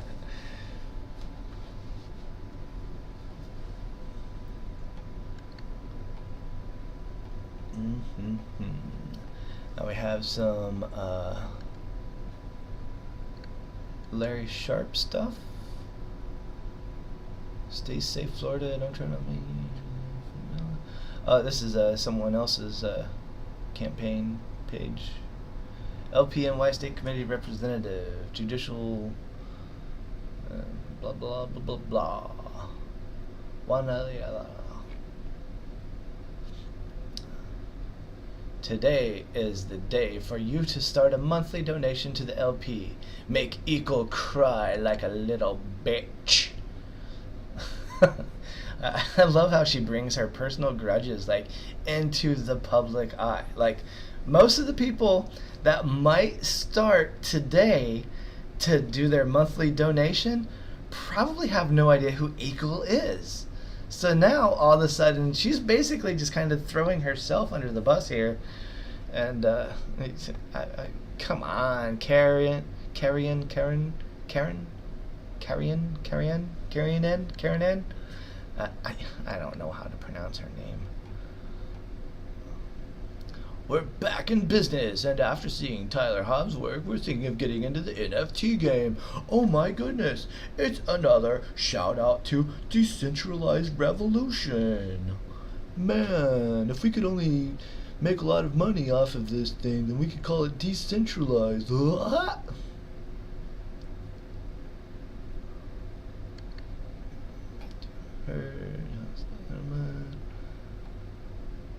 Okay, and then once again, so here's someone pointing out that some Democrats belong in the Democratic Party and Libertarians belong in the Libertarian Party. Whenever oh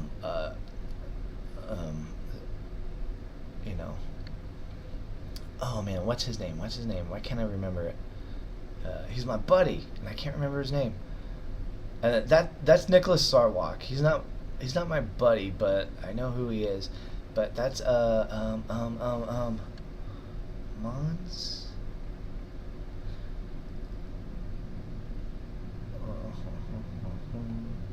But I mean, they're getting on an uncontested ballot as Democrats, because then they show up on the Libertarian and the Democratic primary ballot. So yeah, I mean, think about it. You show up on 2 times the amounts of ballots, just being but some people, they just want to throw people under the bus anytime if they can, which is kind of a thing, like with the you see a lot of people that are insulting Karen, insulting her over just I don't know, insignificant things that are where I'm just like, oh, that's kind of a moot point. Who cares? Let's move on. Richard, that's his name. Richard. Oh man, he's my buddy. I even met him a few times. I just read to it.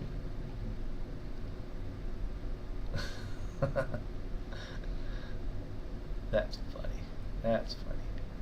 Oh, I love this one too. I got something to show ya. It's at LP National. It's the Twitter page. Yeah.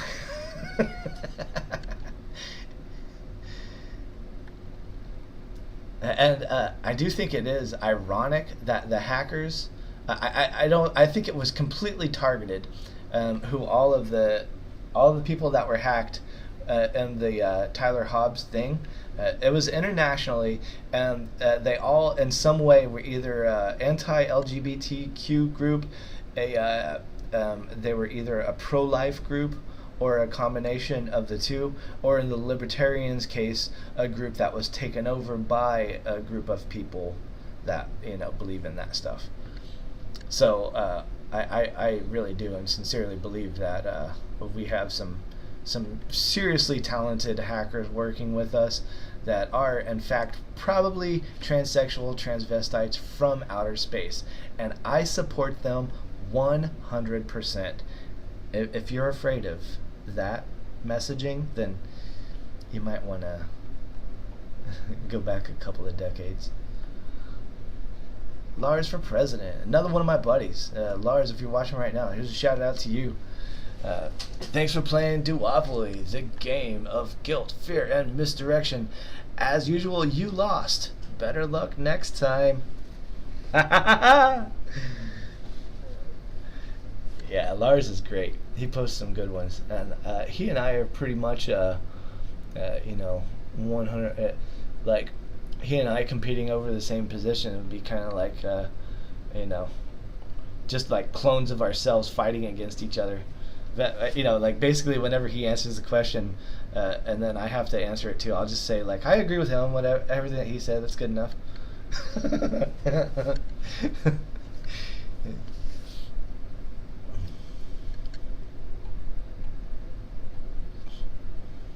I'll tell you who I'm not gonna agree with.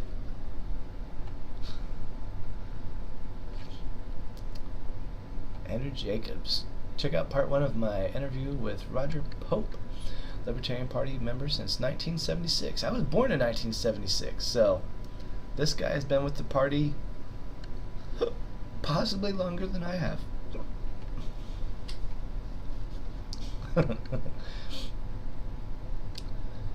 And before my detractors shit on this clear joke because they're too stupid to differentiate between tankies and left libertarians.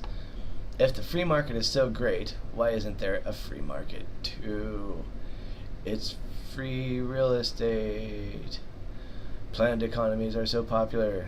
They needed a new plan every 5 years.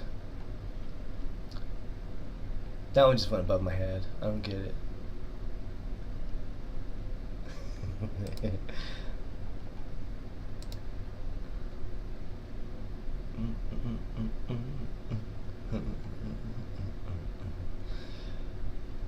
Knowing anything else about them, which politician would you be more inclined to support? Boomers?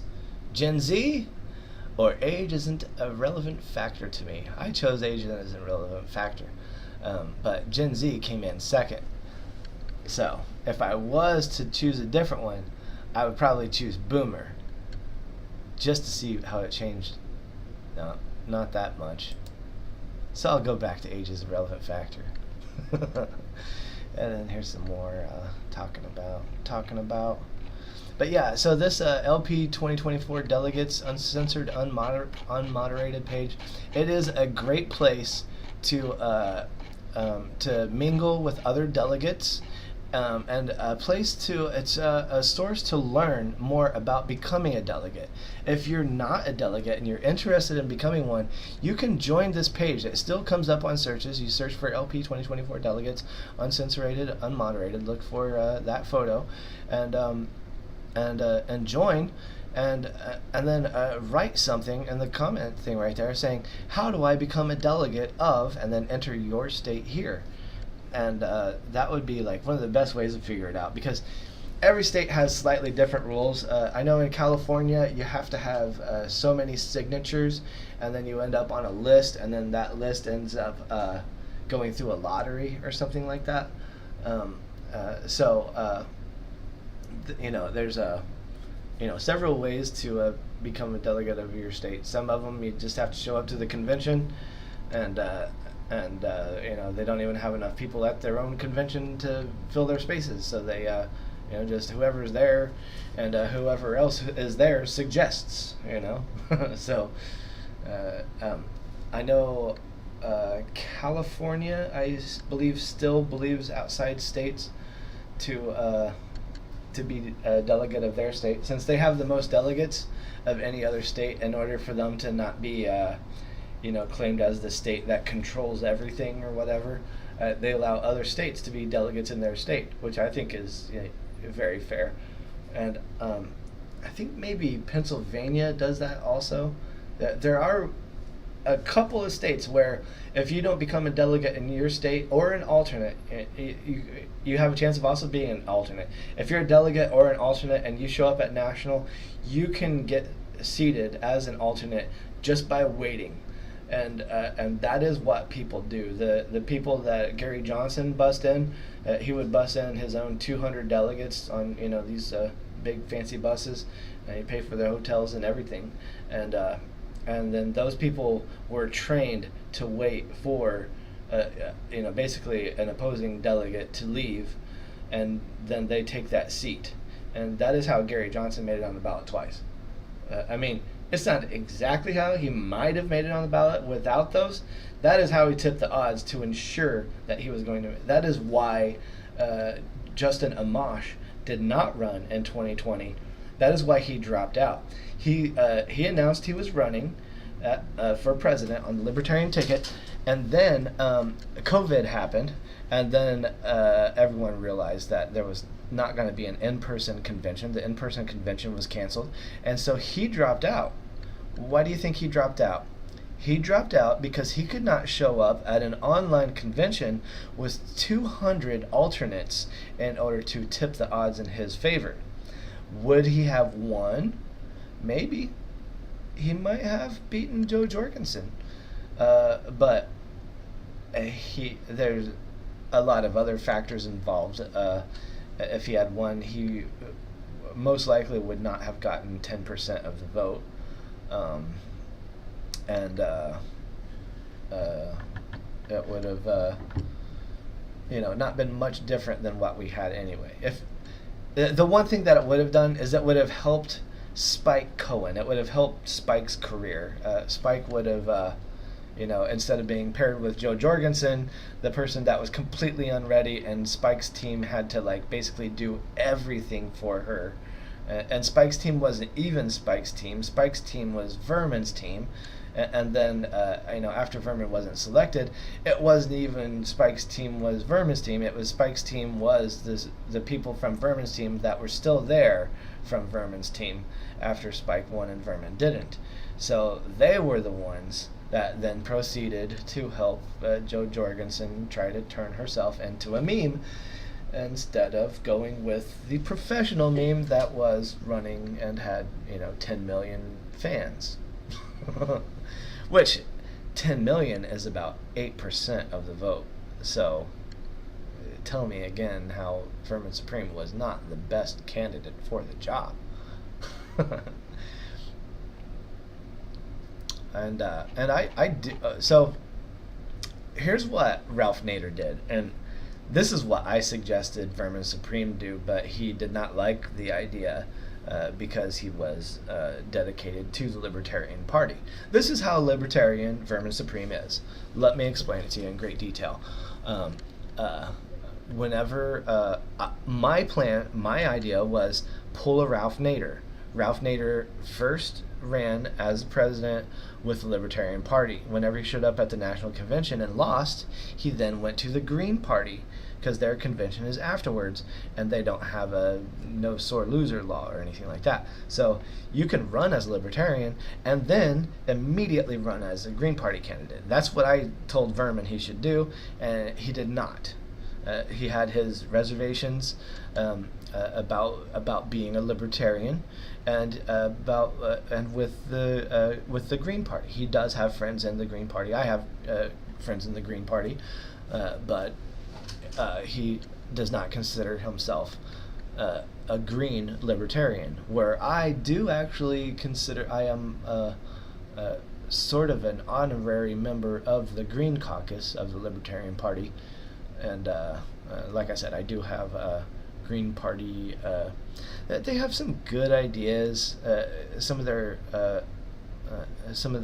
better ones are decent ideas. But we actually definitely agree on farm subsidies and stuff like that. And but I'm definitely so I voted for Ralph Nader as a Green Party candidate the first time, 96, right? And then in 2000, I voted for Harry Brown. No, switch that. I voted for Harry Brown in 96, Harry Brown and Joe Jorgensen, and then in 2000, I voted for Ralph Nader, and then I was given that guilt trip of it was the people that voted for Ralph Nader that hired George Bush. And really honestly it was all the people that voted for Al Gore that caused Ralph Nader to lose. Ralph Nader, for those of you that don't actually know that much about him, some people just know that you're supposed to hate him because he's a Green Party guy. But he's not a Green Party guy. He's a lifetime member of the Libertarian Party. He's been with the Libertarian Party since the 70s. So, anyone that says they're more libertarian than Ralph Nader, they're probably either lying or don't actually know what a libertarian is. Not everybody has read the platform. Not everybody can quote it. But Ralph Nader could. The reason why people didn't like him was because he had a history of not a history. It was his oh man, I'm just now getting back to my thing and catching up. All right, let's go back. New scene. Whoa.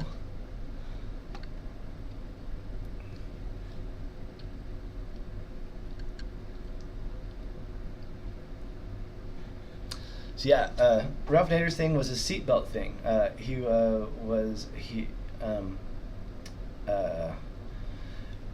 wrote a book that had a bunch of statistics about seatbelt accidents and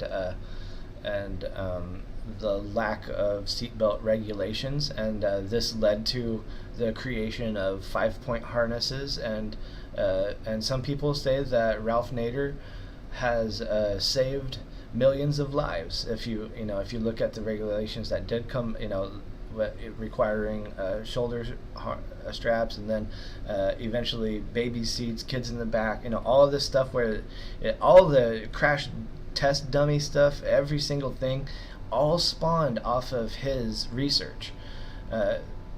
So people say that he is an authoritarian or whatever because of seatbelt laws, but seatbelt laws were never a part of his platform.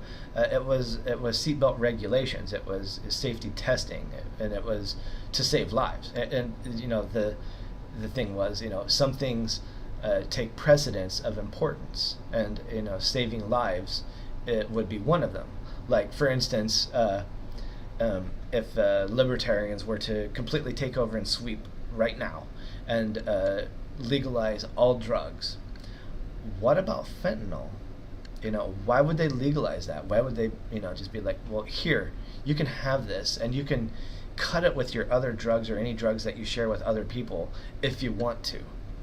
That's like you've got some certain areas, some certain gray areas where you're going to lose people just because, like, oh, well, I will never vote for a libertarian because they want to make all drugs legal, and my friend overdosed on drugs.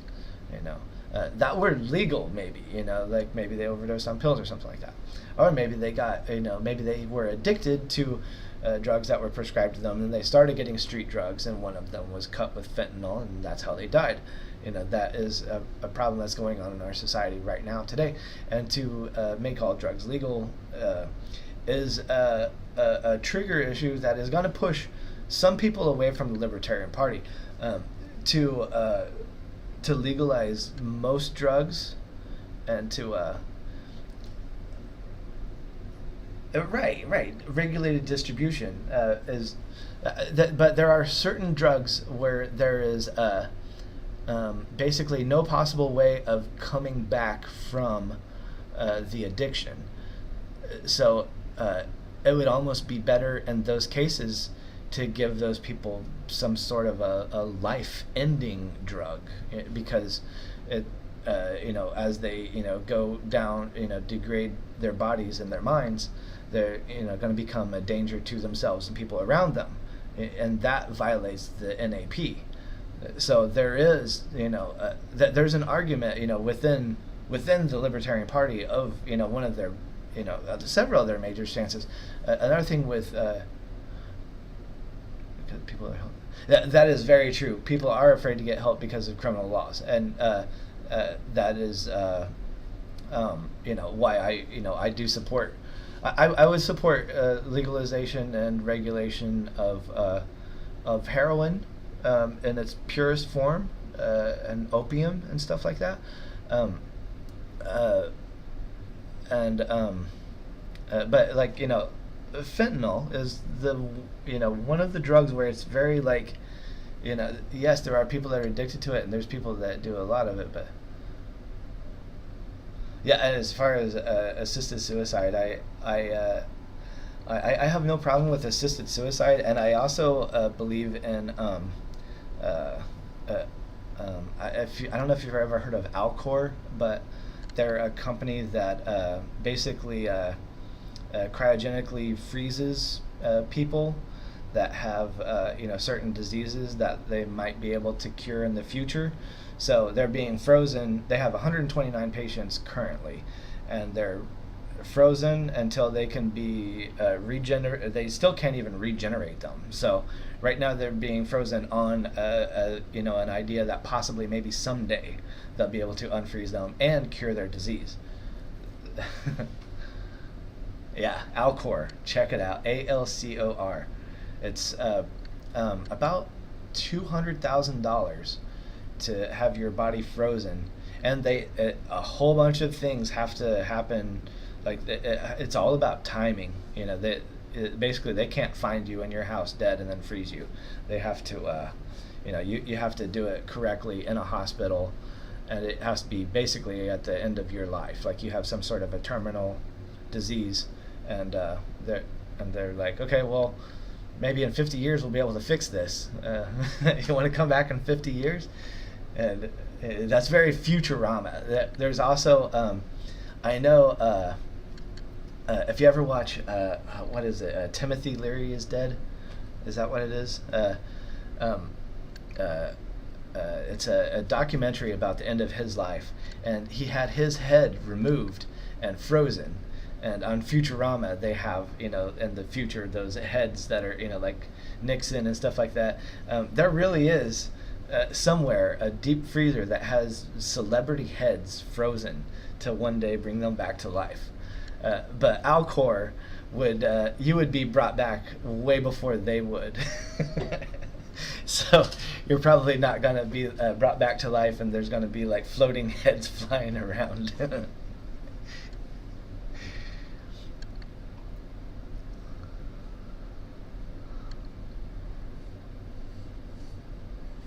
Yeah. Uh, my political stances are on the point of consent. As far as like the drug thing with the fentanyl thing, like I think that it should be regulated in a way that it's just like not available except by like you know uh, like anyone can do it at any time, but someone has to give it to them. Like they're and like there probably should be certain drugs where, like, if you're gonna do it, you should be in some sort of a controlled environment, uh, like they do honestly with ketamine. They do. If you go to a ketamine clinic, they do it intravenously. They connect you to an IV and then put you on a drip, and you lay down and it hits you instantly, and just all of your okay. So what ketamine does, it affects your glutamates. I think it's the glutamates in your brain, and it shuts them off one by one until you are completely brain dead. The only part of your brain that's functioning in what they call a K-hole is your your automatic functions. Your heart is still beating, you're still breathing, your hair is still growing. All the other stuff that your brain does besides think, and I mean, and that's why it's such a good reset. Someone that has PTSD or something like that cannot stop thinking about it, cannot get it out of their mind, to have a moment where nothing is in their mind is, such an amazing feeling for them, that they're able to, actually hold on to that. And that's why it works faster and better than any antidepressant. But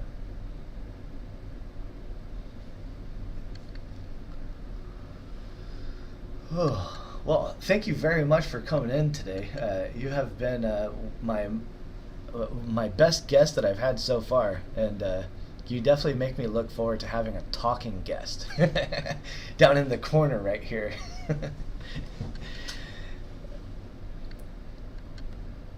Because sometimes this show can get kind of dry.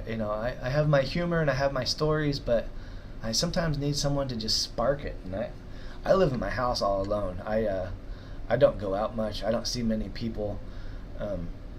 I've been living in this house for 7 months. The 3 months before that I was living in the driveway, I would get out of my car every morning whenever it got hot, and then I would walk downtown, and I had a whole routine of stuff I did. I'd go and feed the ducks, and I had there's a free food kitchen where they give food out and stuff like that. I'd go there and see if they had anything that looked vegan. Usually I'd grab an apple or an orange.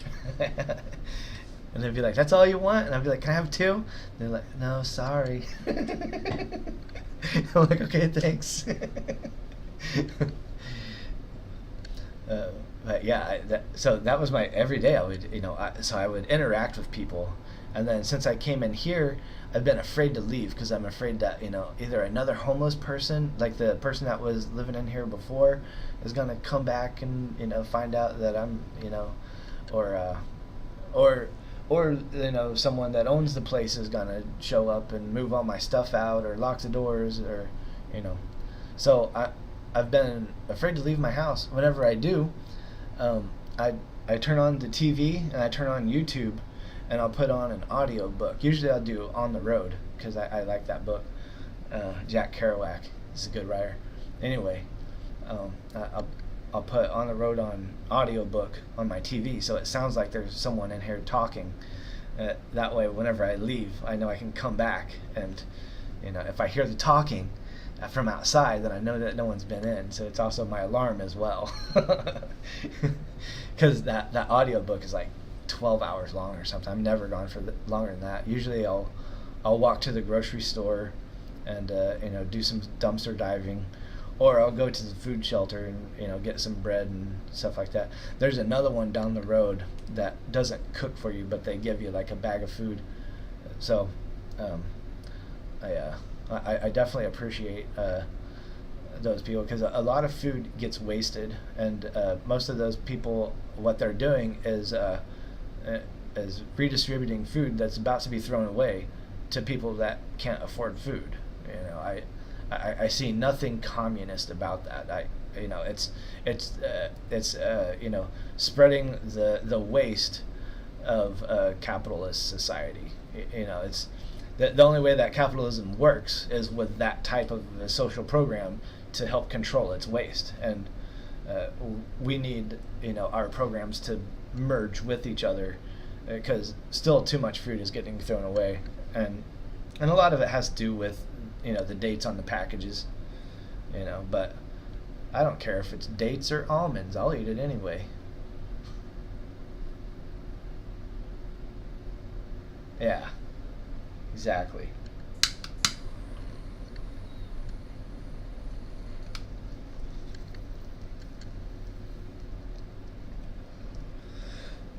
Oh, this is my special guest that comes in often. This is Scully. Hey, what's up?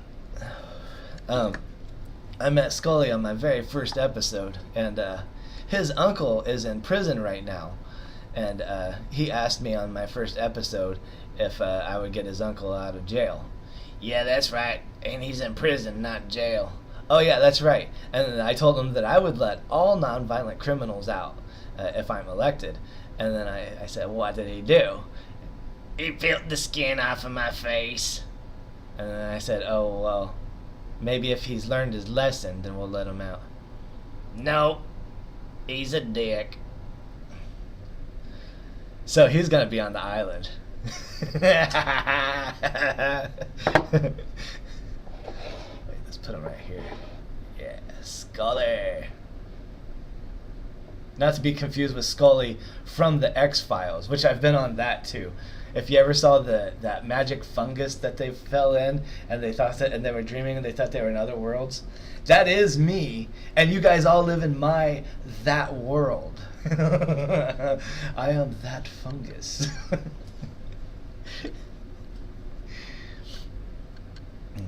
So, one of my favorite things to do, like whenever. So this is Breakfast with Trime Taveler. This is my talk show, but I do other little things too with my streaming thing. I like to stream my friend's open mic, Carissa. She does it every Monday, Tuesday, and Thursday night at the Kava bars. There's 3 of them, so she does it at 3 different Kava bars. And also, I like to at late at night, I'll turn on a Grateful Dead show. If you play a fan tape that Dick Pics has not recorded and released, then it is public domain, exactly the way that Jerry Garcia wanted it. Like Jerry Garcia, they had a record deal with Warner Records. Warner Records was asking them for music. They gave them records. They gave them what they wanted. But Jerry was all about his live performance, and he loved the tapers, and he wanted the tapes that were recorded to be traded all across the United States. He liked the idea of Grateful Dead fans having more recorded shows than they did actual studio albums. So I like to play an entire fan tape. There's an archive of them. There are, I think it's 15,000 tapes of almost 1,200 shows or something like that that they played, and you can just kind of go through them and find the ones that sound the best, and then you get a recording of a Grateful Dead show. So I let that play, then I have like some sort of background swirl or something, and yeah. Oh man, we've got like 3 viewers in here right now. This is the most viewers I've had at once. So whoever my other viewers are, you guys need to start commenting too. Or else I'm just gonna leave. I mean it. Another comment or I'm leaving. 5, 4, 3, 2, you're number 1. Alright, well, no more comments, so that might be my cue. I do got some other things I gotta do today, so I better start putting it all away.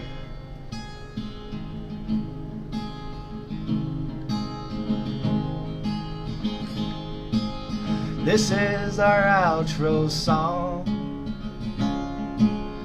and it won't last very long. It's over. I don't like long outro songs, and neither should you. Thank you all very much. Don't forget to write your government and tell them to vote for Trime Taveler as their second favorite candidate for president of the United States of America, North and South, the whole thing. I'm taking it all over. And then after that, Overlord of planet Earth, whose reign shall last for 15 minutes before the next one is fairly elected on their duly elected voting devices. Yes, yes. All right. Thank you all very much for coming in. Don't forget to brush your teeth twice, or else Vermin Supreme will become very relevant in the next election, and he'll probably beat me, and I'll end up being his VP, and that would be the most terrible thing that could ever happen because, of course, Spike Cohen is Vermin's VP. Not me. Not you. Not anybody else. Spike Cohen is the only VP Vermin has ever had. Take it from me, because I know the rent is too damn high. Thank y'all for watching, and don't forget, you're number 1.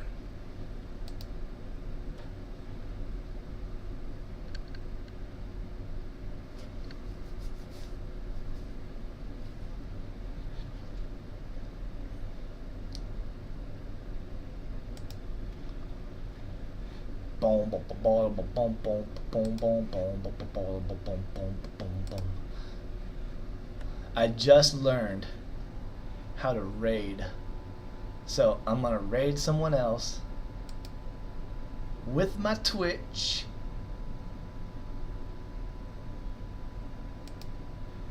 Create a dashboard. Click on my stream manager. I'm still learning how all this works, so if I do it wrong, someone let me know. But we're about to raid a channel, and that's going to take all my followers into somebody's channel on my group. And I'm going to take it to the Irish Island because they're listening to music.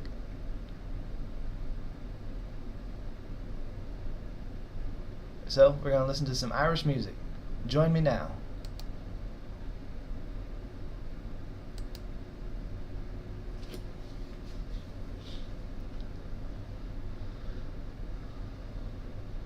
Ready to raid in 5, 4, 3, 2, 1.